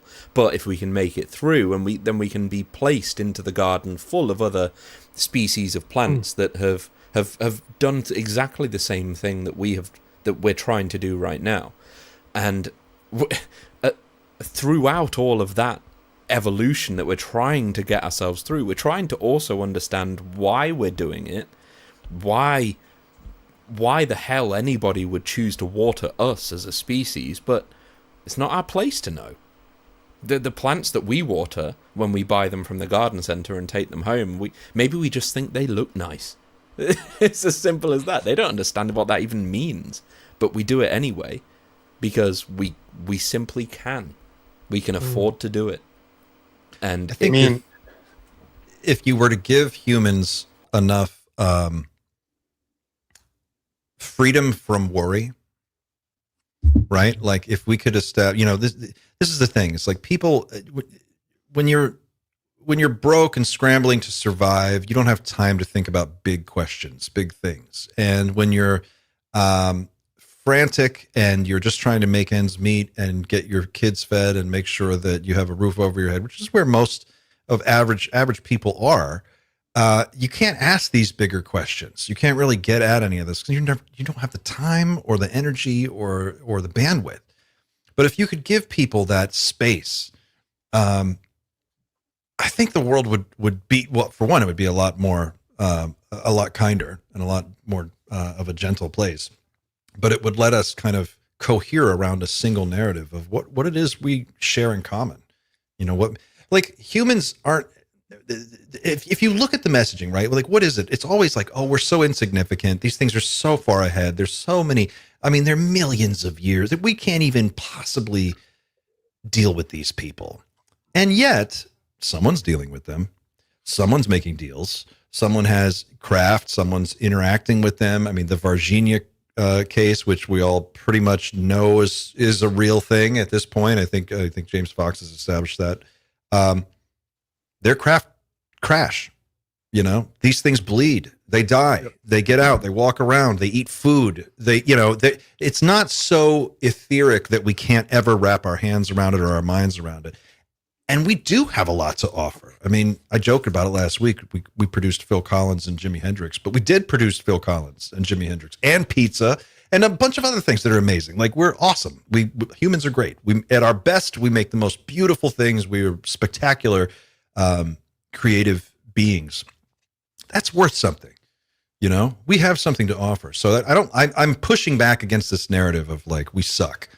Oh yeah, absolutely. And don't you love whatever? Don't you love the look in your kid's eye when he asks you about something completely alien to him, and you're like, "Oh boy, I can spend the next half an hour teaching this kid about something that I know is going to rock his world." Like, dude, 2 days ago, we woke up in the morning and I took my son out in the backyard. It had rained all night before, and there were little mushrooms that had popped up out of the ground, and a tiny little mushrooms. And I just pointed at one. I was like, "Jack, look at this. The coolest thing ever." And he comes over and he gets down on the ground and he's like, "Oh my gosh, it's mushrooms." And then we're looking at all these little mushrooms, and we had like a 30-minute discussion about mushrooms, you know, or it could be just anything. It's like, it's the thing that's so frustrating is that the world is so beautiful and there's so much amazing, there's so many amazing things to learn, and people are so spread so thin that most people don't have the opportunity to really fully explore their potential. And I think that's by design, by the way. That is by design. Yeah. I think our potential absolutely. is unbelievable, but we're not allowed to explore it. I think people are held down for a reason. You know, it's a tool. Fear is a tool, and keeping resources and money and food from people is also a tool. And we can't discover our own potential because we're not allowed to. But also, we're programmed. Yeah, we are programmed. But, you know, Clint, you're talking about all the great things that we do, which is all true. And we're capable of amazing things. We do amazing things. But we also, if we want to move up a level, we have to acknowledge the awful, awful things that we do. And, you know, the horrible thoughts that people have, and the horrible things people do. That is part of it, too. And we need to find a way to get through that stuff and stop. Like, humans as a people have made really, really bad decisions time and time and time again. I mean, this planet, yeah. This planet, it really is an amazing place, and it's so beautiful, and it still is, but we are trying our best to destroy it every single day. That's the thing that's so hard to keep, like, it's so hard to keep that in your mind with everything else that's going on. You are right, though. You're so right. Yeah. I think about like little moments, and you know, just everybody has these little moments. Like for me, I have these memories that just are like magic, you know, like riding my bike over the Brooklyn Bridge at sunset and watching the city skyline light up and seeing and feeling like I'm in a fucking movie, and it's just beautiful, and it's the most amazing, and you feel like you just want that moment to go on forever. Those moments are worth celebrating and preserving. And then you have like the genocide in Gaza, and you have like, you know, the World War II atomic bombs that we dropped on Japan and all the horrible things. But individually, you know, we're all capable of experiencing beauty and appreciating it. And I just think, man, they're keeping that from us. They're keeping the other side of this thing from us. They're keeping us locked in this weird mental hospital of a fucked up society. What I was going to say is that we're programmed to lose our sense of wonder since we're little. Sure. That's essentially, I think, what happens. And a lot of us don't really lose it that much, and we continue having it, but most people kind of do. And, sorry. And I was also going to say that I have to go to the bathroom really quick. I'll be right back. Cool. I'm still listening, though. I'm still listening. You know, kids are often scolded. Like kids are still scolded up for having. I say kids are scolded sometimes for having overactive imaginations. Like that's a bad thing. You remember, like I had friends as a kid where their parents would get mad at them for like being too creative or too having too wild of an imagination, and we should be nurturing that stuff and not trying to quiet it. And that's the first thing that comes back with psychedelics, your sense of wonder. Yes. You walk out and you go, oh my God, there's more. Yep. Yeah, there's more. It's not just you will spend a year just freaking out on that one realization. You go, oh, this is not it. There's more to this. So that's the thing that most people need. And that's what I think when Pavel says everybody needs an ego death, that's what he's saying. It's like you need a peek behind the curtain is what you need. Ego death, exactly, and that's not conducive to a good capitalist society. You know, a bunch of Buddhas aren't gonna buy a load of McDonald's every day.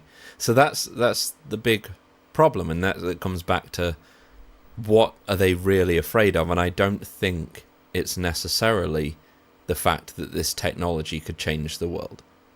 I think they could do that no problem, and they probably don't have much of a problem with doing it. They would love to perhaps supply the world with abundance of energy, but the baggage that comes with the acknowledgement of non-human intelligence perhaps teaches us something about ourselves that is a little bit more difficult for them to control. I'm sure technology requires the technology involved in this requires some very specialist techniques, some very specialist metallurgy and things like that. Stuff that the 99.999% of humanity cannot recreate, even if they knew exactly how to do it. They just simply don't have the materials. But DMT, even weed to some degree, like all of this stuff is readily available to everyone pretty much the planet wide.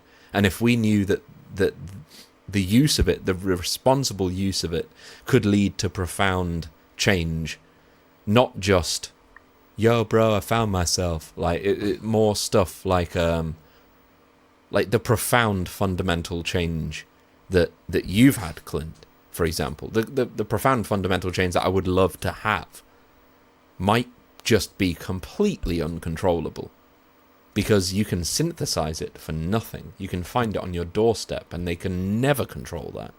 You couldn't get someone to join the military. Yeah, you couldn't get someone to stay in.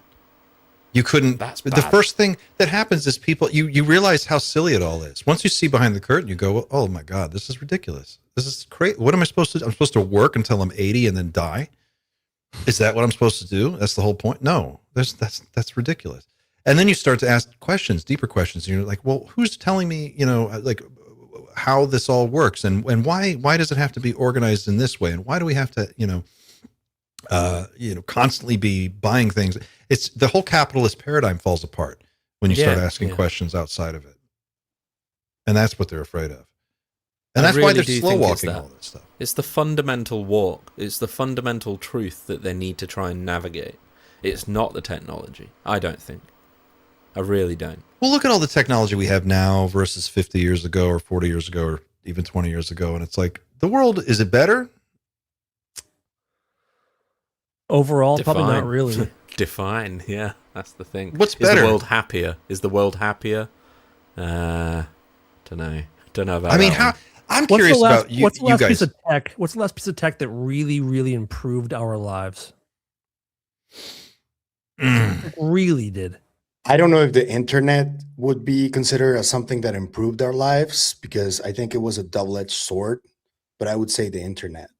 The early internet, yes. Current internet, no. This is the thing.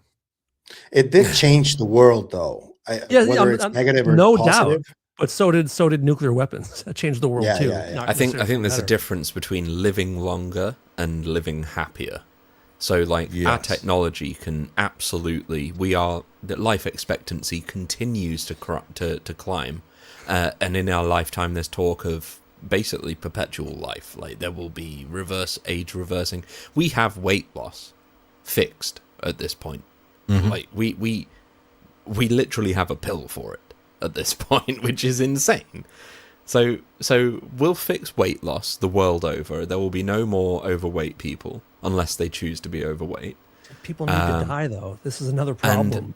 Yeah, but people will continue to live for longer, but somewhat as a result of that, there will be a large portion of people that will continue to grow more unhappy as a result, because there will be just increased strain across every single world economy with an aging population that after a certain age doesn't work. So, and we just consume. We need more and resources. We'll just continue to consume. Like there was this paradox that somebody way back in the Industrial Revolution came up with. He theorized that if we made the use of coal more efficient, our energy consumption would actually skyrocket. And he was 100% correct. Everyone else was like, no, we'll make it more efficient, so we'll use less coal, and we'll have more coal for longer. And he was like, no, absolutely not. The moment you make it more efficient, you open up the market and everybody consumes more. And he was exactly right, and that's exactly the way we've been ever since. Every single, like, the use of AI in the last 2 years, my word, the astronomical increase in energy consumption as a result. And AI is incredibly efficient, and it makes everything that we do has the power to make everything so much more efficient, and yet our energy consumption is like, it's a vertical line at this point. It is insane. I think that's going to be the driver of fusion power. That'll be the thing. But I really see that making an impact within the next few years. I think they've been dancing around it for so long now. There probably are some breakthroughs that are just waiting to be commercialized. We have 1,734 people watching right now. If everyone watching just hit the like button one time, we would be in amazing shape, guys. If you don't mind, folks, please give that like button a gentle bump. Just rub it a little bit. Just tap it in. We've got a clip from Lou Elizondo. New episode of Lou's Clues just dropped. It was a bombshell on Vetted just, 20 hours ago? Before we do that, should we show a little something for Xander? Oh, yeah. Maybe we should take our finger wag, Pavel. Let's, you know what? Let's do this. We've got something special here for you that the team put together. Where is it? I have to find it. We've not seen this yet, right? I've not seen it. You have not seen it yet. Hold on. Let me find my... Bear with me for a second, guys, while I find this. So I spent the day having a sports massage because I'm 35 now, and obviously I'm completely broken. So that's the way it is from now on. Don't worry, it only gets better. It only gets better. Wait to the colonoscopy, man. It's going to be rad. I'll do it. I'll be first in line for that, yes. I'll do it. I volunteer as tribute. Get in line, buddy. Yeah, we'll get in there. Here's a Quick quick, inside of you. What we got here? quick birthday video from the team here at Night Shift Global Command headquarters.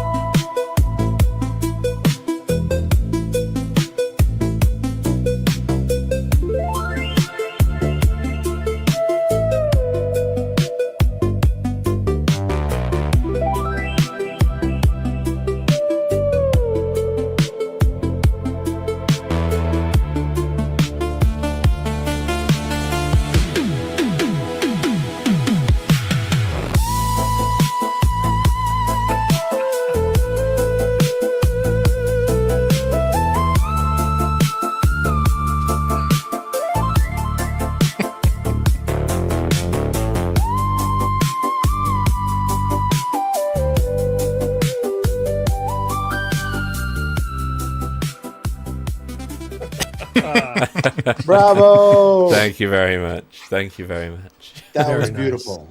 That was I loved that. I loved the Justin music. and Mel. Oh, brilliant! Thank you so Shout much. out, Mel. That's really cool. Thank you so much. Shout out, Justin. Should we Those aliens freak me out. Anyway, yeah. So let's. Should we move to Lou? Let's What do you talk about think? the goddamn moon. Let's talk about the moon. Yeah. We're just now getting back to the moon. Okay. So Lou Elizondo did an interview with a group of Japanese journalists, I believe. And it's only got 1,000 views as of 16 hours ago. Is it really? It's not a lot, but everybody in our space has talked about it so far. I mean, I've seen it pop up on a bunch of different channels. So let's take a look at what Lou has to say. He's being asked here specifically about the moon, and he drops a little bit of a bombshell. I think you could call it that. Let's take a look. That's copyrighted, man.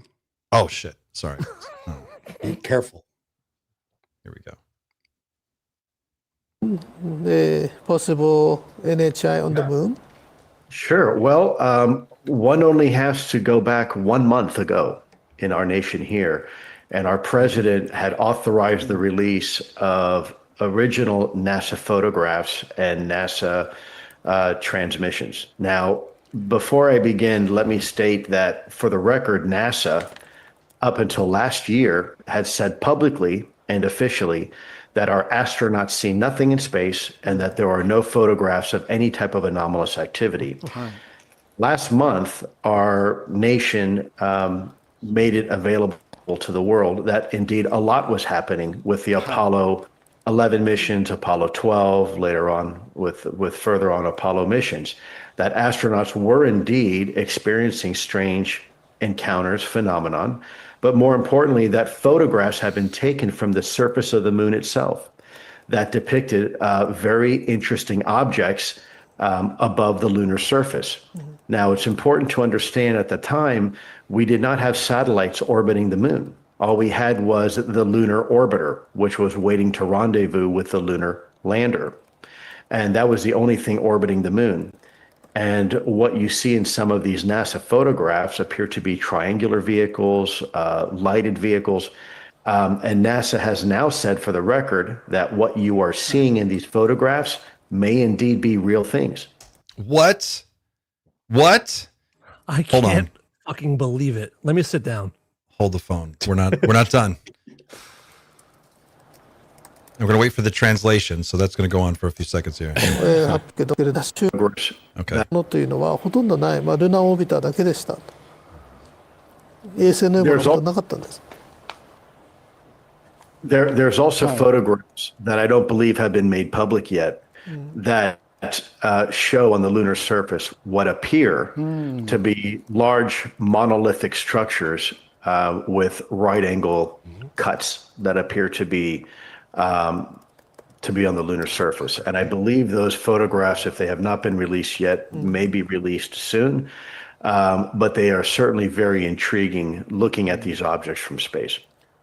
実は今 How does he know that they're going to be released soon? You're looking at the new disclosures are, my friend. What do you Yeah, mean, yeah, how does he know yeah. that? He knew that shit weeks ago. He's known this. So have you guys I heard thought of a Bill man Nelson called... told us that there was that NASA was going to get to the bottom of this. I thought Bill Nelson said, "Bet your bottom dollar, we're going to find out everything. We're going to comb the desert." We should probably look into that. I'm wondering if you guys have heard of a man called Gary McKinnon who said all of this a little while ago. Yeah. Do we have that other clip, Pavel, that you were talking about? From Carl Wolf. Yes. Yeah, that's an interesting one because and I did send it on, I think it was WhatsApp, so you guys might want to check that out. He spoke at the Dr. Greer's 2001 event, and he spoke about structures in the moon. He unfortunately died hit by a truck in 2018, but he was also talking about this quite detailed, actually. So you might want to play that one. Is it also just strange to anybody else here, like that Lou had a very, very close call on his motorcycle not too long ago? I'm sure it was nothing. I'm sure it was just a deer. It's just a deer. Oh, you think there's something nefarious in there? I don't know. A lot of people disappear. You A lot know of what I things think happen. though? Whenever something like that happens to someone, they start getting into the memento mori space, headspace, you know? Yeah. And I don't know, I think Lou is maybe um thinking about that quite a bit because that seemed to be quite a close call, man. He got really injured. I could just imagine, like, on this deserted highway at night, just two dudes in Men in Black, like holding on to this deer. Like, ready, Bill? Release him. Go. Cue the deer. Cue the deer. Truman Show style. And that was serious stuff, man. Those injuries were gnarly. Yeah, man. absolutely. I'm just suggesting that maybe, if this is a faction thing and there are different factions vying for control over the disclosure narrative, maybe one of them wasn't too thrilled with what Lou had to say or was going to say. I don't know. I can't prove it. I don't know, but it just seems weird to me. I think it's worth mentioning. But either way, I mean, Lou, he's here telling you, if Lou thought someone tried to take him out, wouldn't he have said that? I don't know what Lou would say. We don't know. It depends on how cloak and dagger this whole thing is behind the scenes, man, because it seems like in some cases they're going at each other's throats. People from within the disclosure movement, not just like gatekeepers. I'm not talking about those guys. And they like play kayfabe in public and like everything's okay. We're all working together, but the reality seems to be a little different than that. So I don't know. And if Lou is legacy, maybe he called for his own hit. You ever think about that, guys? You ever think about that? Come on, man. Think about it, man. Think about it. What's this High other idea. clip? So this is from the 2001 disclosure project in the National Press Club, I think it was, wasn't it? Oh yeah, this is early career. Shout out to Ice on Cinema. Yeah. And I will testify under oath before Congress that what I'm saying is the truth. My boss came to me. I was working in a color lab at that time. I was a technician, photographic technician. I was asked to go over to this facility on Langley Air Force Base where the NSA was bringing in the information from the lunar orbiter. And so I packed up some tools. I went over. I went into the facility. A couple of officers took me into this hangar. It was a very large hangar. So they took me into this laboratory. I took a look at the equipment. There was an airman second class in there. I was an airman second class as well. He turned the equipment on and put it through its paces. It didn't do what it was supposed to do. I saw what was going on with it. And I said to him, we'll have to take this thing out of the lab if we're going to work on it. We can't work on it in here in the darkroom environment. So everyone left the facility, left the darkroom, except this airman second class and myself. And we're in waiting for someone to come to remove this piece of equipment. And at the time, I didn't know what the real purpose of this darkroom and this operation in this facility was. I thought this was where they were bringing the data in and then releasing the images to the public. They were doing 35 millimeter strips of film at that time, which were then assembled into 18.5 by 11 inch mosaics, they were called. There was a digital signature and a grayscale on every 35 millimeter strip. And those strips were from successive passes around the moon. So he was showing me how all this worked, and we walked over to one side of the lab, and he said, by the way, we've discovered a base on the back side of the moon. And I said, whose? What do you mean, whose? He said, yes, we've discovered a base on the back side of the moon. And at that point, I became frightened, and I was a little terrified, thinking to myself that if anybody walks in the room now, I know we're in jeopardy, we're in trouble, because he shouldn't be giving me this information. And then he pulled out one of these mosaics and showed this base, which had geometric shapes. There were towers, there were spherical buildings, there were very tall towers, and things that looked somewhat like radar dishes, but they were large structures. If I compare it to what I'm seeing now, because I do have photographs that have artifacts in them that are similar to what I saw, they're massive. Some of the structures are, half a mile in size. So they're huge structures. Some of the buildings seem to have very reflective surfaces on them. A couple of structures that I saw reminded me of cooling towers at power generating plants. They had that sort of a shape. Some of them were just very, very straight and tall with a flat top. Some of them were round. Some of them looked like a Quonset hut, with a domed kind of like a greenhouse. The particular shot that I saw, there were several clustered together over a landscape, a fairly large landscape.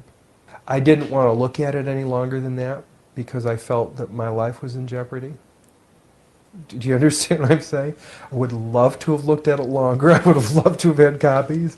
I would love to have, said more about it and discussed it more, but I knew I couldn't. And I knew that young fellow who was sharing this was really, really overstepping his bounds at that point. Yeah. I want to get your take, Clint, on whether you believe that guy. I do. Oh, 100%. He's so boring. 100. He's just a regular dude. That's a guy who was just going to work. That is Just a guy kind- telling the truth. A kind man just Yep. telling a story. He's not trying to blow any smoke. He's not trying to embellish it. He's like, this is what I saw. I freaked out. I left. That's my story. And So then that my was guy- recorded in 2005 or 6, that interview with him. And he's talking about an event that took place back in, what was it, the 70s? And I then like he that died his, of an accident in 2018. Yep. That which guy had died. to be mentioned. Yeah. What kind of accident? A truck hit him when he was like, I think on his bike or bicycle. I'm not entirely sure, but he was hit by a truck. He got John Macked. Yeah. Yeah. Maybe. I mean, people do have accidents. I mean, that's course. definitely. Yeah. That's what I But, said. It's an accident. Yeah. Gary McKinnon was right. He was right. There's been stuff on the moon for a long time. I would be stunned stupid if we didn't have a military presence on the moon, if the United States did not have people or equipment already on the moon.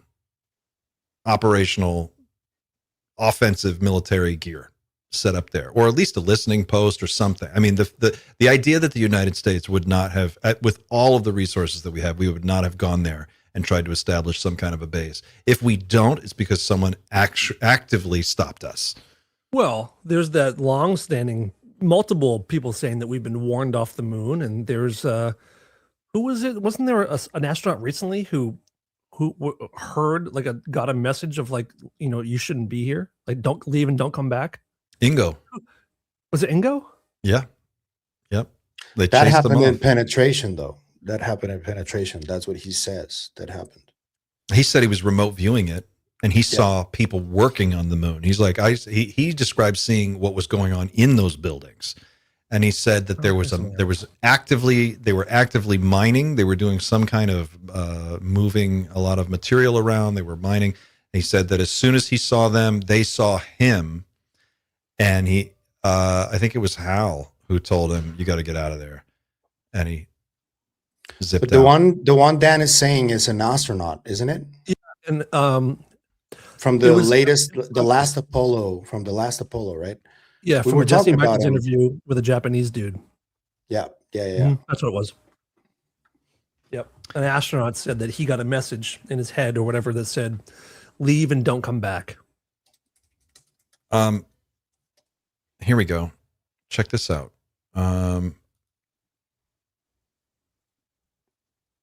Habitation on the moon. We can visit other people with their habitation. We can keep track. If there's something very important to be developed from the moon, I'm not sure what it is right now. And I sure think we should identify what it is for America to make such gross expenditures again for human habitation on the moon. We can help. We can join with. Together, we can explore the moon and develop the moon. We should go boldly where man has not gone before. Fly by the comets, visit asteroids, visit the moon of Mars. There's a monolith there, a very unusual structure on this little potato-shaped object that goes around Mars once in 7 hours. When people find out about that, they're going to say, who put that there? That was 16 years ago. And now you've got Lou yesterday. I gave you the clip in the private chat of Jesse speaking to this Japanese guy. The astronaut's name is Eugene Cernan. That's his name. By the way, I've never seen that Buzz clip before. You've never seen that one? No. Oh, it's good, yeah. right? He's just about to take his pants off at the end of the day. You really missed out. Now, he's talking about Phobos or Deimos. What's Mars? Which moon is he talking about on Mars? But he's not talking about our moon. But he's talking. He's saying the same thing. That's no moon. There's this big debate about whether we actually initially went to the moon perfectly on time with Neil Armstrong, Buzz Aldrin. Do you think that we went to the moon in 1969? Full screen it, Clint? もちろん言ってます。 And then, do you think there's anything we don't understand about that story? Did they see UFOs along the way? Because UFO を見たのは間違いないです。why are you sure? 僕はアポロ17号のキャプテンのジン・サーナン船長のと仲良くて自宅行って一緒に食事したりとか外でも食事したりとかしたことあって、ある質問したことあるんですね。どうしてアポロは17号で終焉を迎えたんでしょうか。でもその頃にはもう18号、19号作られてるんですね。なのにどうして17号でやめたんでしょうか。本当の理由を知りたいんですって聞いたんです。Why did they stop with 17? そしたら、彼の答えは、二度と来るなと言われたって。Really? ええ。これイヤホンじゃないですよ。脳に直接語りかけてきた。Mental download. Never come back again. And were any reasons for not coming back again that they cited? 頼むから、地球人類を邪魔をしないでくれって言われた。Why? 私たちの研究なりを邪魔をしないでくれ。私たちの活動の邪魔をしないでくれって言われた。例えて言うとですね、私たちが何か実験室で実験をしていると、猿がいっぱい実験室に入ってきたら頼むから出て行きなさいって言うでしょ。あれと同じことです。So do you think the extraterrestrials were using the moon as a way to research the Earth? 38万キロ離れた月からもうすでに観察はしてますし、あれは人工的に作られたものだと僕は思ってます。月自体が。で、あそこからずっと観察をしているか、あるいは彼らが必要なものを取り出したりはしていると思うんですね。で、非常に大事な場所だとは考えてます。で、自然にできたものじゃなくて人為的にって彼らが意図して作ったものだと僕は考えてるんですね。Did you ever ask Eugene Cernan, why don't you go public with this information? 彼が自分が亡くなってからこのことは話していいよということを言われたり、僕は彼から実は画像をもらったんですね。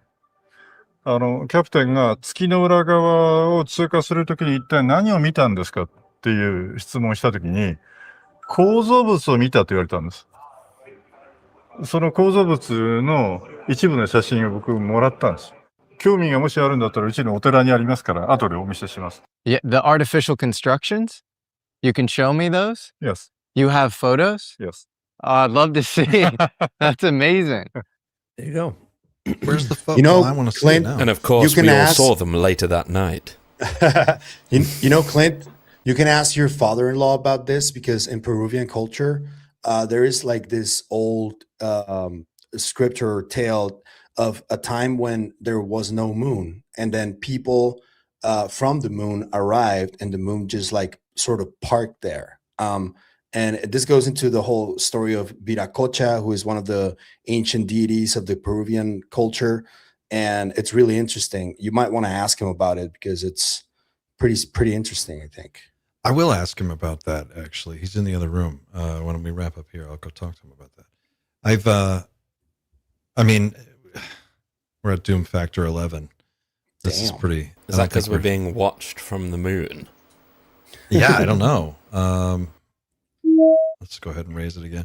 159 in favor of raising, only 8 lowered, and 12 hold. Go to doomerfriday.com/vote. Cast your vote. Are we going to stay at Doom Factor 11? So what do we think, chat? Do we think there are people living on the moon? Are we being observed from the moon? Is the moon an artificial space station? That's pretty crazy. That's a big claim, I'll be honest. Yeah.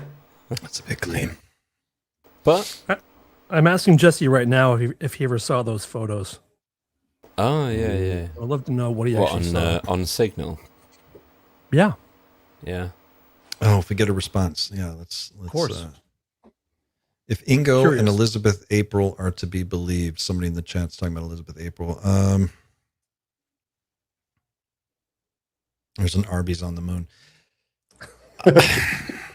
So they have Starbucks. They have horrible food in the moon as well. That sucks, man. I mean, think about it. This is the next stop for us. We're going to have operational bases on the moon. Civilian operations are going to be taking place all over the moon in the next 30, 40 years. Like, that's going to be a really busy place. So sooner or later, either all of those companies that are trying to establish some kind of helium-3 mining or whatever it is that they're doing there, either all of them are going to be warned away by some beings that are already there, or they'll be sabotaged or attacked or something. But we're going to know, right? Like, either there will be 30 years from now, there's either going to be a thriving community of humans living and working on the moon every day, or it'll still be like today, and that's going to be really weird, right? Yeah, it'll be like we just had to get out of there. Like, can't tell you why, but we weren't allowed to hang out there for any extended period of time. That general was talking about the helium-3 mining from China on the Sean Ryan show. That was pretty wild to hear too, from a general. Yeah. Oh, let's break this dam open, man. There's so many people now. Like, there's I hate the phrase "there's no smoke without fire," but come on, there's a raging inferno going on right now. That's what Warner was saying in that video. Is that like the steam? You can't. It's going to keep going and going and going. There's no real stopping it now. Well, look at the helium-3 is valued currently at between $15,000 and $25,000 a gram. Fuck. Which is about 15 million to 25 million per kilogram. This extreme because price. we love balloons. We love balloons on planet Earth, and we just really need more helium. I fucking love balloons. It makes your voice sound so funny. Yeah, literally. Every weekend, I'm just there buying balloons, and you can also every time fly. I say, "Yo, can I also get it with helium?" and they're like, "No." You can also fly if you fart. I heard. What? So there's a company called Interloon, and GeoExpro analysis on lunar mining is a report that popped up here. But they're basically saying that helium-3 has applications in quantum computing and nuclear fusion. And balloons. But Interloon is the company that's trying to, let's see here. Here we go. Interballoon. Unlock $1 trillion space economy. So this is the unstoppable force and the immovable object, right? Like, there's capitalism wants the fucking moon, and it doesn't care that ET is already there. No, man, they want Mars. They want Mars. They're going to go for it. They're going to go, and they're going to either run into some resistance, or they're going to have an established industry, and we're going to be alive to see this. In time, Interloon will harvest other resources such as industrial metals, rare earth elements, and water to support a long-term presence on the moon and a robust space economy. Here's their media page. $6.9 million contract from NASA for lunar resource development. Well, that's not that much. I hate this shit. I hate Air this. Force. Who's going to harvest the souls? Well, they have the soul catcher up there already. That's already there. Oh, yeah, that's right. Come on, dude. Pay attention. The soul catcher. Keep up, Xander. It's just a little soul catcher hanging from the This rear is where view. I agree with Bill Maher a lot when he says, like, why are we spending so much time going to space? Like, let's fix it here first. Let's get Earth under control and then go explore the rest. That's a tough ask. It sure is. There's not enough money on Earth. They need to go there. Fix Earth.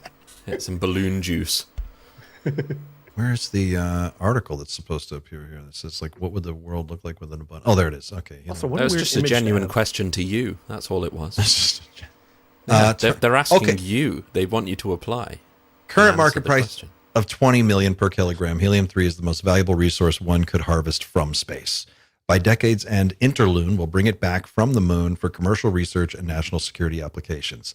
Keeping today's primary applications of helium-3 in mind, we wanted to paint a picture of what the world would look like when we have access to all the helium-3 we wanted. In a nutshell, widely available superconducting quantum computers, more secure borders and ports, and low dependence on foreign energy, clean fusion energy to power Earth for 10,000 years, fewer deaths and illnesses due to early detection and treatment of diseases through medical imaging and therapeutic applications. It's quantum computing, national security, medical imaging, and clean fusion are their 4 main use cases here. As NASA Administrator Dan Golden said in the August 1992 edition of Final Frontier, think of the possibility 50 or 100 years from now when we have controlled thermonuclear reactions for generating power here on Earth. Tens of thousands of pounds of helium-3 per year from the moon could power the entire planet. So there you go. But they'll never let us do. I think they're not going to let us power the planet like that. No, they're gonna charge for everything. A lot of stuff could be great, but like they're not going to just let us do that. No, someone's going to mine it, ship it. There's going to be costs associated with it for sure. Of course. But what I'm saying is, like, if there's something already there and it doesn't want us there, we have all the incentives to send people there, and someone is telling us don't do that. So sooner or later, those two things are going to collide, or they're not. So we'll find out, right? I mean, that's my thinking. Maybe that'll be the threat narrative that's finally revealed when the time is right. There's shit on the moon, and for whatever reason, it doesn't want us to take advantage of whatever resources the moon might have. And maybe that'll be we need to go and conquer the moon to save humanity. That would be one hell of a movie. The Mooninites. The Mooninites. We're from the moon. The moon is awesome. Good throwback. All right, guys. I guess that's it. Do you have anything else? I'm out of ideas. I love the moment when Clint hits the wall every week. All right, guys. All right, guys. 2 hours. I got some breaking news in case you guys are interested.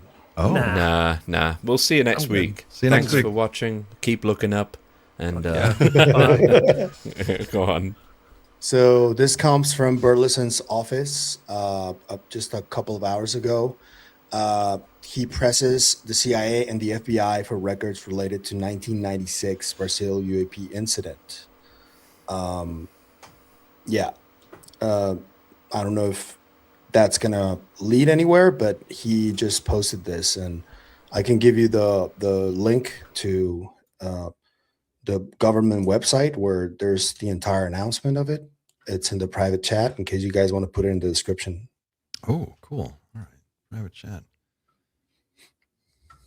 Cole, idea. What if we humans dominated the galaxy with our violent tendencies and had to be defeated and essentially taken back to the Stone Age to be controlled? Sure. That's a doomer idea, not a high idea, bro. Yeah. I like it. I like it. Sent back to the start to try again? Sure.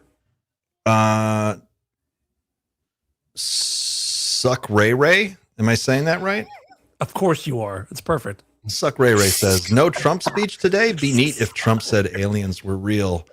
Some for the alien stuff, but also it would be historic if Trump told the truth once. Well, dude, by the way, start calling me Suck Ray Ray from now on. That's my favorite nickname. So our next guest is going to be Mark Christopher Lee, who's now here to take his great victory lap for being right about Trump disclosing aliens today. Yikes! Trump is in Turkey, I believe, right now. Is he not? Mm-hmm. Oh, yeah. He's We're at probably war again. asleep. He's probably asleep. You're also at war again. And as far as I can tell, we haven't had disclosure. So what should we do with Mark Christopher Lee going forwards? Should we listen to that guy who's... I would give him to the end of the day. At least give the guy to the end of the day. We'll give him to the end of the day. Yeah. Xander is 2 hours away from the end of the day, so he's allowed to. He's allowed to say whatever I'll be he honest, wants. I'm very rarely critical. Like, I don't like to sort of start shit. But I do not like that guy. I do not like the way he's communicated all of this knowledge. I don't believe a word he says. I don't believe that he has had any contact with what's his name? Sorry. Bigelow. I think he has been making it up the entire time to get some clicks on his posts. I really believe that is the case at this point. I think he needs to stop. I think he needs to stop. I think he needs to stop pandering to this. And yeah, Wait, was he saying it was going to happen for sure? Is that what he said? Yep. He said Bigelow told him. Oh, yeah. Bigelow. Schmiggelow. And after he was told that that wasn't true by George Knapp, he then said, "Oh, I'm really sorry, guys. I must have been deceived." And then only, lo and behold, weeks later, he was saying the exact same shit. And he kept that same stuff pinned at the top of his account, regardless of the fact that it was demonstrably false. Yeah. And yeah, here we go now. Here's the obfuscation. Here's him saying, "Oh, it might not happen today. It might happen tomorrow or in a couple of days." He's doing the moving the goalposts very subtly here, but at this point, I do not like the guy. I'm sorry. I just don't. The people who know, the people who really know are going to be people like Warren. Yeah. He's the guy. He's Chris Mellon's fucking cousin, dude. Of course he knows. Those are the guys who are going to be. I would trust the people that we talk to have pretty much the closest inside scoop that I'm pretty sure. Yeah. You could want. So I mean, it's like this guy's just blowing smoke. It's part of the deal, right? Like part of it is there are competing goals, right? Part of it is you want to have for us, we want to have a place where we can hang out, we can talk about it, we can spitball ideas, we can sort of be creative and do fun stuff with it. For other people, it's like it's content. It's the content game. It's like I got to get the traffic up. I got to make sure that the site's getting ad revenue and whatever, and like all of this. That's why I'm not on Twitter very much. It's just so much smoke people are blowing back and forth. At the end of the day, we kind of have these conversations twice a week. So we do. Oh, Pavel's just found something out. But anyway, I saw the doggy, man. Right. I saw the doggy. What's your dog's name? That's not my dog. This is my buddy's dog, Obi. Just puppy sitting today. Hi, Obi. He's a good boy. Is there only one? There's only one. Obi-Wan. Okay. Well, I was saying, we have this conversation at least twice a week because we do like a planning for this show, but we end up just talking about stuff like this. The only difference between what happens there and here is that we click go live, and we would be doing this regardless. We do this all week. This is just happening in a chat. This show doesn't. This is the time where we're live for 2 hours, but as soon as we're done here, like we're in 30 minutes, we're going to be back on the chat, going. Pavel's like, look what I just found. It doesn't end. I think, Mark, it's time to stop. It is time to stop the crap at this point. Stop the crap. It's just just stop, dude. Well, you'll know. When Trump makes a speech, you'll know. And he'll tell us that he was right all along, for sure. I knew it all along. The wheels are turning. They are moving, and that's something that we can clearly see. You have Lou Elizondo telling you just now, like yesterday in that thing, he's saying, look, these pictures haven't even been released yet, but the ones that Gary McKinnon talked about all those years ago, Come to find out, yeah, they were might be real. It might be real. Whoops. It's like you're getting it. You're getting the we're getting it. This is disclosure. This is what it looks like. It's just not. It's not all at once. It's just we're sort of starting from the beginning now. Mm-hmm. Yeah. I wonder, you know, which we talked about last week. We can get disclosure and still be really dissatisfied with it. It could still be a shit sandwich. I'm gonna. You know, I'm gonna be so hurt by disclosure. I already know it. What's your biggest concern, Xander? Like, what are you worried about? Like, what's going to bum you out the most? That it's going to be the most boring, milquetoast, least revelationary piece of information that's ever disseminated. It will be marked by the news as the most important story of all time, but it will be just below the bare minimum of information that I would want. It will be something along the lines of, we have detected something. And it will, yeah, that will be the moment. I'm just like, okay, so they're saying there is something to this, but they are basically sharing absolutely nothing. That will be found what a it signal. is. It will be, we've found a signal coming our way. We need a bigger military budget. Meanwhile, we have reptilians in government. Well, yeah, So, right. There's also this whole hybrid thing. And then there's also like, you can see it. You can see the writing on the wall. You can see Matthew Pines, Skywatcher, Bitcoin Policy Institute, briefing members of the Senate. This guy is wrapped up in all of it. And he's telling you in his Twitter feed over and over again, he's like, NHI and artificial intelligence are two sides of the same coin. They're setting up all of their foundations. Gary Nolan, you heard Warner just say these guys are all team players. Avi Loeb, they're a part of this intelligence apparatus. That's why Chris Mellon is always out there. You know, he's sort of the architect. If he's not the architect, then he's at least the face that we see. There's another architect probably back behind him. Who knows? And you know, I couldn't prove this in a court of law, but I feel pretty confident that News Nation is a CIA operation. I mean, it seems pretty obvious to me. They stood up this whole news organization. They've got, you know, that is the source of this one faction. They have this whole source on lock, and that's all it talks about is this one thing over and over again. And it's what's powering this whole social media, you know, YouTube, all these creators, all of us out here doing what we're doing. We're doing it on the back of what News Nation does first. That's not by accident. There's a reason it's happening this way. Well, isn't the CIA, don't they want this to not be talked about for the most part? Or are they trying to get out their own version of it? I think it's more of trying to control it rather than stop it. And I don't know if it's entirely. the whole CIA. I think we're dealing with a faction. We're dealing with a small. That's why you're not seeing the whole media mobilized all at once, right? It's like that video that we've talked about where they're like, this is a threat to our democracy. Oh yeah, I know what you mean. We've shown it on this channel before, but I'm just going to make this point really quick. So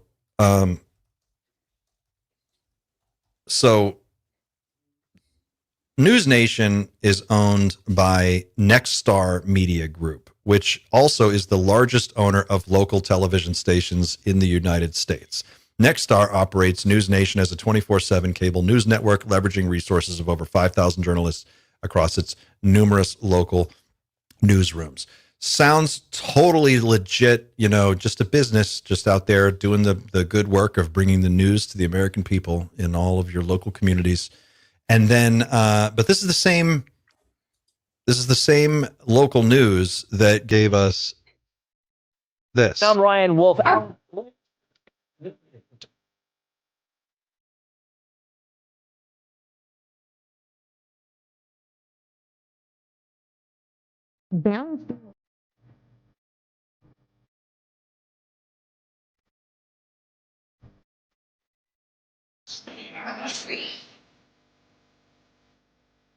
New.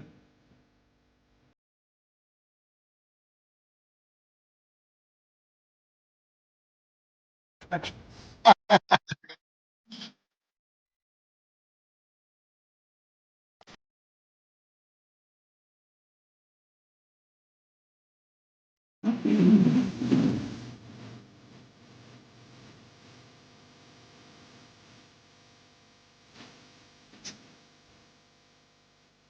is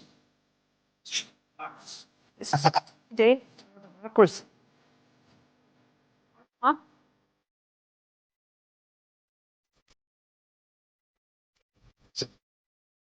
To our democracy.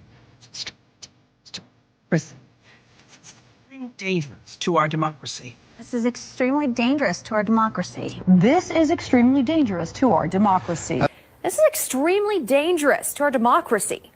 This is extremely dangerous to our democracy. This is extremely dangerous to our democracy. This is extremely dangerous to our democracy. This is extremely dangerous to our democracy. That's who you're dealing with. Oh, that makes me really uncomfortable. That is However, so you gross. That's who you're dealing with. You're going to have to talk to Rob about this at the end of the day.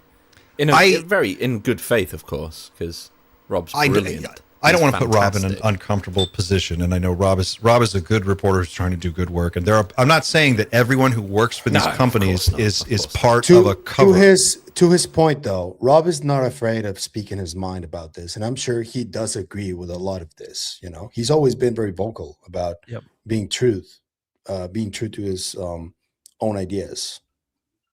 I think you have a situation where, like, the intelligence community has managed the news in this country and the media forever. Warner says it in this interview on the podcast with Jimmy. He says he's like, Steven Spielberg has been on the CIA payroll for decades. Like, this guy he's not your friend. He's not a bad guy, but he's on the payroll. A lot of these guys are on the payroll, and that's why you're hearing the messaging that you're hearing. So when you take an apparatus that is built like this, and then I look over and I'm looking at the media landscape, and it looks just the way it always looks. It's all messed up and very partisan and very red versus blue, and you've got Fox and CNBC and MSNBC and all of these different, like, talking heads. But then you have this outlier, this News Nation over here. I'm Ross Coulthart. Chris Cuomo. Oh, Chris Cuomo. They just hired Chris Cuomo from CNN. They brought him over. He was an anchor while his brother was governor. And that's not weird, right? So they put together this news team, and suddenly they are covering the beat. They've got it. They've got UFO. Guess what? We know all of the fucking UFO guys. Look at how many people we've found. We've surfaced all of these interviews. Like, oh my gosh, our crack squad of reporters is deep under the cover of all of this stuff, and they're exposing it all right here on News Nation, but no one else is talking about it. Come on, guys. I was born at night, but it wasn't last night. You sound like my dad. That's great. That's such a nice old school phrase. I love that. Totally. Or, okay, boomer. Or is it possible that they started as a news agency, and then the Grush interview happened, and they realized, oh, we just got so many fucking views on this guy. Yeah. No one else is covering this topic like we are. Let's be the news source that covers UFOs. And it quickly became that. It's possible. Also possible. Yeah. It's possible. I think we need to be fair. I do think that clip you just showed. So you're saying categorically that clip you just showed is a bunch of stations owned by the same corporation that now owns News Nation. Nexstar owns News Nation, and simultaneously, they are the largest owner of local news stations in the United States. And that is a supercut of local stations all reading the same script. Yeah. So I'm just drawing a line between those two things and saying that, like, it is very easy for me to accept the notion that look, we all agree that what we're getting is a narrative, right? We are part. There is an op that is playing out right now. They have said this. We know this. They've admitted this cleanly. How did it begin? It didn't start from nothing. It started from Chris Mellon, Lou Elizondo, To the Stars Academy, leaking this footage. And as soon as that stuff got leaked, News Nation was on it. Ross was on it. Ross's only job is to talk about this. That's all he does. Does he report on anything else?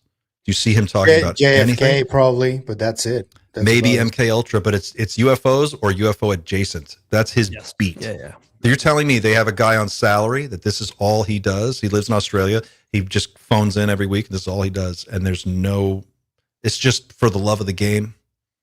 I'm not buying it, man. I'm just not. Maybe I'm wrong. What's so hard to understand about that, though? It's too perfect. No one else is covering it. Why wasn't it?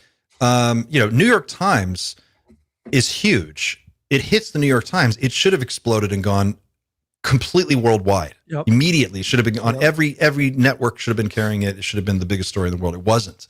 That's because I think the full media machine is not being leveraged, because what we're seeing here is a faction. They're leveraging a piece of the machine that they have control of. They can control this little bit, but the rest of it is probably run by the opposition.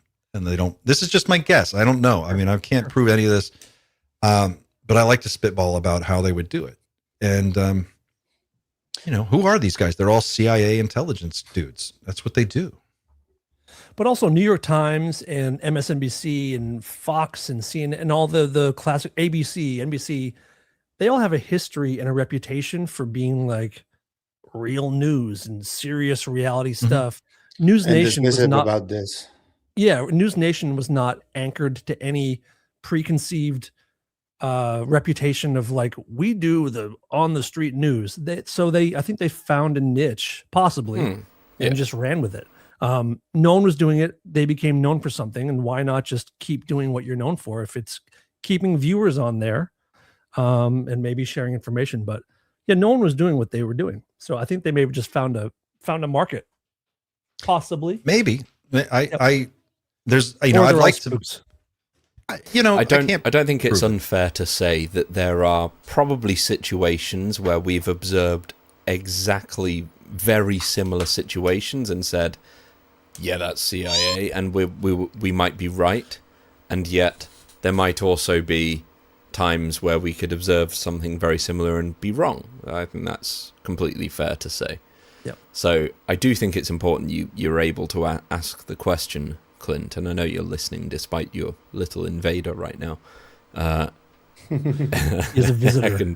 I can see him in the waiting room there. I told my son he's allowed to come in the room when I'm recording, but he's got to wear a little gray alien mask. Like, he needs to dress like a little alien and come in. I think it's okay that you're allowed to ask the question, and you know what, Rob's a really good friend of ours, so he's entitled to say that is completely wrong, and we should share that. I've got his business card on my desk. Yeah, when he says, "Don't show that." Can't show the other side of it. It's his business card. It's his business card. Yeah, but he gives those to people he wants to have it. Has a Tinder profile on there, dude. Come on, man. You could find it. But he has his right to say that's wrong and this is why. And we will show that if and when he does say something like that. So he'll be back on here at some point, and we can just ask him directly. I don't think he would be the one to ask, because I don't think that he would know. I mean, what I'm talking about is something that would be orchestrated at the very top, and it wouldn't be like they're not having meetings with the staff. They're not talking to they're not going to the team and like of all the reporters who are working on all this stuff and this is what we're doing, guys. It would come in the form of just the way the coverage is handled. It would just be like decisions handed down from up top on how much we're going to cover it and how many resources we're going to allocate to this. But what is it that they are actually doing? Well, they are creating a pipeline, a source. It's like a fountain, and every day there's UAP news. There's always something. It's being reported every single day on this one news channel. It's an outlier. It's hard not to notice. I'm not saying that no one else could do it. Everybody could do it. There could be a lot of different coverage on this, but it's not happening. They're not. And even by now, like Lou just told you, this guy's going to be the disclosure czar. Where is this being discussed elsewhere? It's not. I'm also surprised that with the success of News Nation and how many viewers are watching what they do for UFO stuff, still no other major news channels or cable news has hopped on it. They haven't seen the opportunity to cash in on it either. I think that's because what they're in the business of doing is not actually news. They're in the business of messaging. Yeah. Manufacturing consent. It's massaging the narrative in whatever way. The legacy media we know that the legacy media has been complicit, not only in Operation Mockingbird and other similar projects throughout history, but in just managing public perception of this particular issue. Chris Mellon called it out in the foreword to Lou Elizondo's book. He's talked about it openly. All these guys have talked about it. Any former CIA officer that you hear on any podcast, they'll all tell you the same thing. It doesn't matter who you talk to. They're like, oh yeah, we own every newsroom in America. We've got people working in all of them. Anderson Cooper famously almost joined the CIA, but then became a journalist instead and just decided not to go forward with it. Okay. Sure. You know, so if you believe that they would manage the message for 40 or 50 or 60 years that way, why wouldn't that machinery still be in operation today? And if you wanted to hijack a portion of that for your own disclosure purpose, and you were maybe a smaller faction, maybe you have access to some of the machine, but not the whole machine. Or maybe I'm completely wrong and I'm full of shit. I don't know, but it just feels, my brain looks for those conspiracies. Hey, you make great points. Say, I don't know. All right, Business. guys. All right, guys. All right, guys. We'll end it there. Come say bye. Happy, come say bye. Xander, Huh? I love you so much. Hope you had a good thank you. birthday. And this has been a I blast. like you too. Oh, I said love, dude. Don't be cold. No. Oh, look. Why Scott. Hey, Scott. Oh, yeah, Thanks for the we super must chat, have Scott. You're not going to read it out loud, Clint? No. Thank you, Scott. That was, it was, I don't know what to say, but thank you for the super chat. Guys, we're going to wrap it there. Go to teamnightshift.com. Check out Night Shift the coffee. It's the greatest coffee in the world. It's what I've been drinking this whole time. Sourced from the finest coffee plantations in Colombia and Mexico. Thanks to Pavel. Pulled some strings. Made it happen. And go to Dreamland Motel. Go to Others from Another Mother. Go to Psicoactivo. Of course, subscribe there if you're not already subscribed. We're going to be doing some more interesting things with Doomer Friday as we go forward. Very excited about that. We have a few kinks to work out, and then once we're ready, we'll spring it on you. But it's going to be fun. I think you're going to really like it. Don't forget to leave us a comment and let us know what you think about this stuff. And don't forget to like and share this video with anybody else you think that might enjoy it. This is what we do here every week. Hang out, talk about weird stuff, and try to treat it as seriously as we can. Thanks for watching, guys. Thanks to everybody who participated in our chat. Thank you to our mod squad for keeping it all safe and organized. You guys are the best. We couldn't do this without you. Thank you to our team, the Night Shift Expanded Universe, the Doomer Friday creative team, everybody on our Discord. Please go there if you're not already on our Discord. Join us there for all the Expanded Universe conversations. And go to Team Night Shift on Reddit. Check us out and leave us a note there. Thanks for watching, guys. We'll see you soon. Until then, keep looking up.